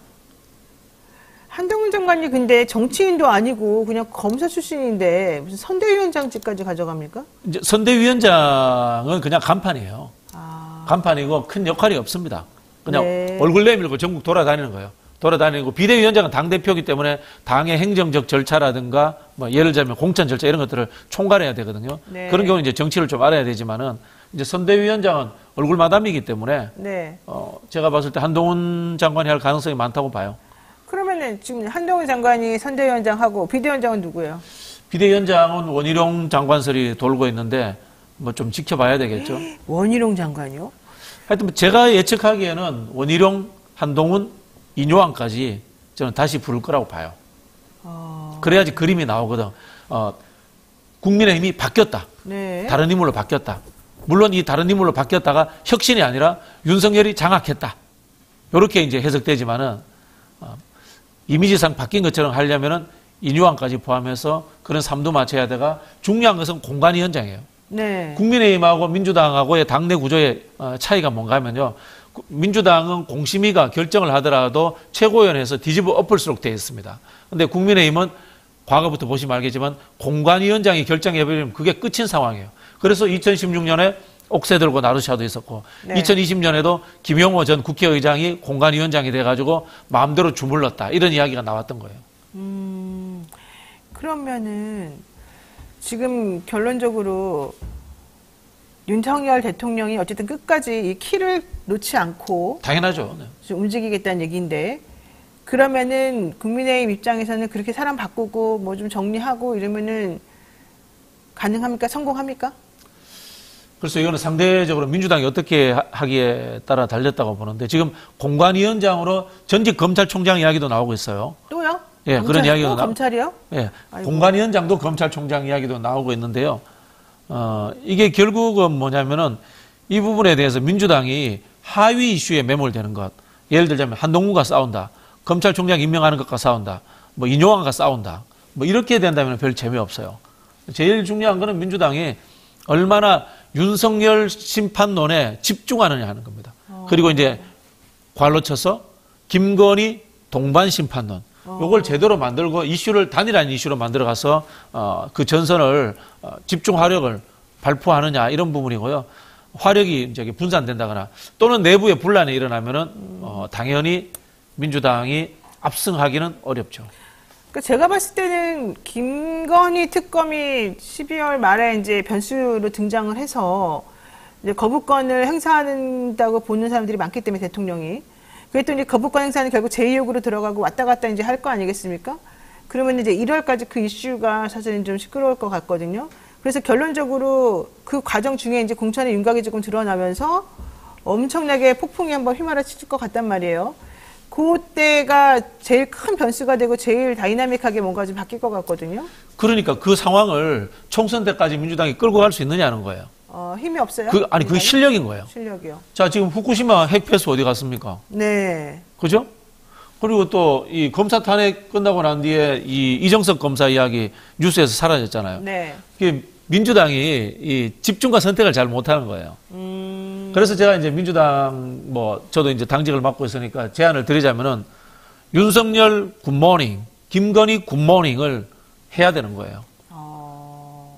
그래서 국민들이 민주당도 당연히 공천하다 보면 갈등 이슈가 생길 수밖에 없습니다. 네네. 이낙연 전 대표도 분당한다고 그러고요. 네. 자기의 분열 이슈가 이 보수 언론들은 실어주고 싶어 합니다. 그래야지 민주당을 비판할 수 있으니까. 그걸 해결하는 방법은 뭡니까? 그 기사가 덜 나가게 더 큰 기사를 매일 생산해내야 되지 않습니까? 네. 그게 제가 봤을 때는 윤석열 굿모닝, 김건희 굿모닝을 매일 할 줄 알아야 됩니다. 지금 어쨌든 분위기로는 그거를 잘 못하고 있으니까 제대로 지금 이슈를 선점해서 끌고 가지 못하고 있다. 이게 좀 장기적으로 오래 가지 못한다. 이제 이렇게 좀 보시는 겁니까? 그렇게 해야 된다라고 이제 조언을 드리는 거죠. 민주당 계열의 유일한 전략가로서 제가. 네. 자, 어쨌든, 지금 국민의힘 6곳, 서울 6곳 얘기 나오면서 이제 중도 무당층이 계속 국민의힘으로부터 좀 등을 돌리고 있는 거 아니냐 이런 얘기도 하고요. 실제 6석이 맞냐 이것부터 시작해가지고 지금 말들이 많거든요. 좀 전체적으로 정리를 한번 해주시죠. 이 데이터 분석을 통해서. 우리가 이제 정확하게 표현해 중도라고 하는 것은 이념 지향을 할 때 중도라고 하고요. 이제 데이터상에는 보통 무당파. 또는 부동층 이렇게 표현해요. 움직이지 않았다. 이렇게 표현을 하는데요. 그러나 이제 우리가 막 혼재돼서 막 하니까요. 중도에서 여론조사를 해도 똑같이 윤석열 정부이 잘하고 있다, 못하고 있다가 60%가 나옵니다. 이미 중도도 끝난 거예요. 중도도 이미 윤석열 못하고 있다라고 옮겨가 있는 겁니다. 왜 그렇게 바뀐 거죠? 그건 지금 잘하는 게 없으니까. 특별히 해석할 필요가 없죠, 솔직히. 네, 좋아요. 자, 그런데 어쨌든 그러면 어떻게 해야 됩니까? 전국 총선 판세도 그렇고 국민의힘 의석수도 그렇고 지금 예언하는 사람들마다 지금 전부 다 되게 국민의힘에 비관적인 얘기를 하고 있는데 솔직히 저는 그렇다고 해서 민주당이 지금 이러고 있을 때가 아니라고 생각하거든요. 왜냐면 이낙연 전 대표도 지금 신당 분당 이런 신당 얘기하고 있는데 그 보기 되게 안 좋단 말이죠. 이낙연 대표보다는 이준석 신당의 파괴력이 훨씬 클 겁니다. 이낙연 대표 같은 경우에는 차려요, 차리기는? 100% 차릴 거라고 봅니다, 저는. 그래요? 왜냐면요, 민주당 내에서 대선 주자가 될 가능성이 없거든요. 나가야 되거든. 판을 깨야 되거든. 지금 이미 민주당이라는 것이 친명 중심의 당원 구조가 자리 잡았지 않습니까? 예를 들어서 이낙연 대표가 당대표에 다시 출마한다고 칩시다. 정청래 최고위원하고 경선에도 질걸요, 이제는. 이제 민주당이 그렇게 바뀐 거예요. 네. 구조 자체가. 그런 상황에서 이거는 제가 그분에 대한 가치 판단을 하는 것이 아니고 현상과 지금 실태를 이야기하는 겁니다. 그렇기 때문에 나가서 이 판을 깨야 되겠다고 생각을 할 겁니다. 다시 친명이 주도하지 않는 새로운 당으로 만들어져야 된다는 생각을 이낙연 대표는 할 수밖에 없을 겁니다. 그런데 이제 성공하기가 어려운 게요. 그런 민주 진보 진영의 숫자 지지자들이 적고요. 그다음에 이분이 가지고 있는 백그라운드라는 것이 문재인 대통령이 총리 임명을 해줬기 때문에 정치적으로 자기 지분이 생긴 거거든요. 근데 문재인 대통령이 이낙연 전 대표 보고 나가서 신당하세요 이야기할 수가 없잖아요. 네. 하지도 않을, 그럴 생각도 없을 뿐더러. 네. 그럼 이분은 사실은 정치적 백그라운드라든가 지분이 없는 거예요. 그래서 성공할 가능성은 없다. 그래서 오히려 이준석보다도 못하고 그렇기 때문에 자기보다 이준석이 낫기 때문에 이준석을 만나자고 하는 거예요. 근데 어쨌든 그렇게 하면 결국 내분이 일어나고 상대적으로 어부지리를 얻는 거는 저쪽일 거 아니겠습니까? 그럴 가능성은 있는데 그 변수도 이낙연보다는 저는 이준석 변수가 크다고 봅니다. 지금 이준석 대표를 신당을 지지하는 여론층들을 보면요. 한 30, 40%가 민주당 지지층들이에요. 그거는 이제 전략적으로 이준석 대표를 나가도록 이렇게 부채질하는 측면도 있고요. 네. 또 한편으로 보면 이준석 대표가 윤석열 정권으로부터 워낙 탄압을 받았기 때문에 저 사람이 윤석열 정권과 싸울 것이라는 기대 심리도 민주당 지지층들한테 작동해서 이준석 대표를 지지하고 있는 거거든요. 네. 만약에 이준석 대표가 쫓겨나오는 형태로 나와가지고 윤석열 정부와 강하게 좀 이 대립각을 세운다면은 저는 뭐 민주당 지지층들 중에도 비명 지지층들은 이준석 대표에게 갈 가능성도 일부 있다. 그렇게 예측을 해요. 그러면 이준석 대표가 신당을 27일 날 차린다고 말은 했는데 지금까지 행동하는 걸 보면은 그래도 뭔가 좀 아쉬워하는 것 같거든요. 이 당에 대한 미련이 남아있는 것 같고. 당을 만들기 만듭니까? 당에서 나온다는 것, 네. 이제 당을 차린다는 게 워낙 또 힘든 일이거든요. 그래서 뭐 갈등할 수밖에 없다. 그런 생각이 들고, 이제 뭐 제가 보기에는 이준석 대표나 이낙연 대표나 또 한 명 덧붙이자면은 뭐 민주당에서 출마합니다만은 박지원 어르신이나 세 분 다 비슷해요. 철학이나 가치로서 정치하는 것이 아니고 기능과 뉴스 따먹기 정치 늘 하시는 분들이거든요. 그래서 과연 큰 정치로 성공할 수 있을까라는 의문은 듭니다만은 아까 제가 말씀드린 것처럼 이 황색 저널리즘과는 굉장히 짝이 잘 맞는 분들이에요. 그렇죠. 뉴스 생산을 늘 하잖아요. 그래서 어느 정도 뭐 토대 정도는 닦을 수 있지 않을까? 그렇게 짐작합니다. 자, 좋습니다. 그러면은 일단 서울이 이런 상황이라면 전국 총선 판세 같은 거는 어떻게 될지 이제 이번 그 여론조사 결과 매트릭스 이게 지금 나와 있는 게 지난 2020년 거하고 비교해 가지고 나온 정리해 놓은 게 있어요. 우리가 한번 설명 좀 해주실까요? 이거 보시면요 어떻게 하냐면 이렇게 하는 겁니다. 지금 현재 당 지지율 가지고 지난 총선 때 지지율로 이렇게 분산시킵니다. 분산시켜서 집어넣어 봅니다. 집어넣어 보면요 뭐 여러분들 어려우니까 이거 뭐 제가 구체적으로 설명 안 하고요. 대략 민주당 계열, 국민의힘 계열에서 나온 통계치들, 시뮬레이션 했던 것들 제가 이제 비공식적으로 받아보니까요. 현행, 연동형이 아닌 병립형으로 가정을 했을 때 165대 125 정도 나와요. 대부분 다. 그러니까 아까 좀 전에 그 잠깐 표 좀 잠깐 보여줘 보세요. 지금 보면은 2020년도 1월 첫째 주 한국갤럽에서의 그 여론조사 지지율이 문재인 정부 지지하는 사람이 그러니까 문재인 정부 지원과 관련된 내용이 49%였고 견제해야 된다는 게 37%였단 말이에요. 그러니까 이게 지금은 한 뭐 5대 3.7이라고 칩시다. 이게 의석으로 환치시켜 보니까 그렇게 해서 그 해에 4월 달에 총선 결과가 180석이라고 하는 이제 민주당 네네. 쪽에 몰아주는 결과가 나왔잖아요. 네네. 근데 지금 37%면은 그때 국민의힘 당시 이제 미래통합당이었겠죠. 그게 103석이었단 말이죠. 네네. 근데 지금 요번 2023년 12월에 있는 그 지지율을 보게 되면 윤석열 정부를 지지하는 사람들이 37%란 말이에요. 네네. 그러면은 지난번에 문재인 정부 견제하고 숫자가 똑같으니까 대강 보게 되면 여기도 100석 정도 내외로 국민의힘이 얻을 수 있다. 지금 네. 이렇게 분석하신다는 거죠. 100석보다 저는 더 나올 거라고 봐요. 비례까지 합치면. 더 나온다. 100석 더 나올 거라고 봐요. 그러면 한 120석 정도 120석 나옵니까? 가까이 나올 거라고. 국민의힘이? 예, 그게 왜냐하면 여당 프리미엄이 있어요. 아, 여당 프레임이. 여당 프리미엄이 존재하고 있고요. 그 다음에 황교안 체제보다는 지금 체제가 더 안정적이네요. 그래도 안정적인 그보다는 반응을 할 줄 알아요. 아, 반응을 한다. 황교안 체제는 아예 반응이 없잖아요. 찔러도 그냥 아픈 줄 모르잖아요. 네. 근데 지금 현재 김기현 체제는 찌르면 아픈 줄은 알아요. 고치려고 하는 노력은 있다는 거죠. 그런 부분들이 있고, 그 다음에 그 당시에는 보면은 표현이 그렇습니다만 준연동형이 민주당 계열 전체에는 우호적으로 작동을 했습니다. 그렇죠. 네. 그게 우리 늘 느끼는 건데요. 제가 늘 쓰는 표현인데 몰빵론보다는 하객진이 유리합니다. 그래서 연대를 해야 되는 거예요? 왜냐하면 사람들이 한 곳에 몰아준다는 것보다는 나눠주는 것들을 심리적으로 더 좋아해요. 그 당시에 이제 정의당도 있었고 열린민주당도 있었고 또 뭐 기본소득당도 있었고 다양한 당들이 있어서 이것 자체가 보니까 우리가 다양한 선호를 가질 수 있구나 이런 생각도 들고 그다음에 국민의힘을 이 심판하기 위해서는 감사해야 되는구나 포위해야 되는구나 이런 느낌도 줄 수 있고요. 그런 부분에서 저때는 이제 180석 가까이 나왔는데 지금 제가 판단하기에는 양자구도에서 180석 가기는 쉽지 않습니다. 아니, 그러니까 지금 말씀하신 걸 따지면 국민의힘이 어쨌든 비례까지 해서 한 120석 정도 얻을 수 있다는 건데 110에서 120 사이 되겠죠. 네네네. 그 정도 되면은 꽤 성공하는 거 아닙니까? 국민의힘 입장에서는? 아니죠. 아니에요? 민주당 입장에서는 야, 민주당 국민의힘이 150석, 160석 안 될 것 같고 네. 국민의힘은 120석 될 것 같고 그러면 거의 차이도 없잖아요. 지금 이제 국민의힘이 한 113석, 114석 정도 되지 않습니까? 예. 근데 이제 그때까지 총선까지 좀 잘하면은 뭐그 정도 충분히 나올 수 있죠. 원래 그러니까 국민의힘 기본 베이스가 그 정도 됩니다. 그렇게 되면은 사실 뭐 특별히 문제된다거나 뭐 잘 못했다거나 이럴 아니죠. 수가 민주당이 없는 과반 이상을 확보하게 되죠.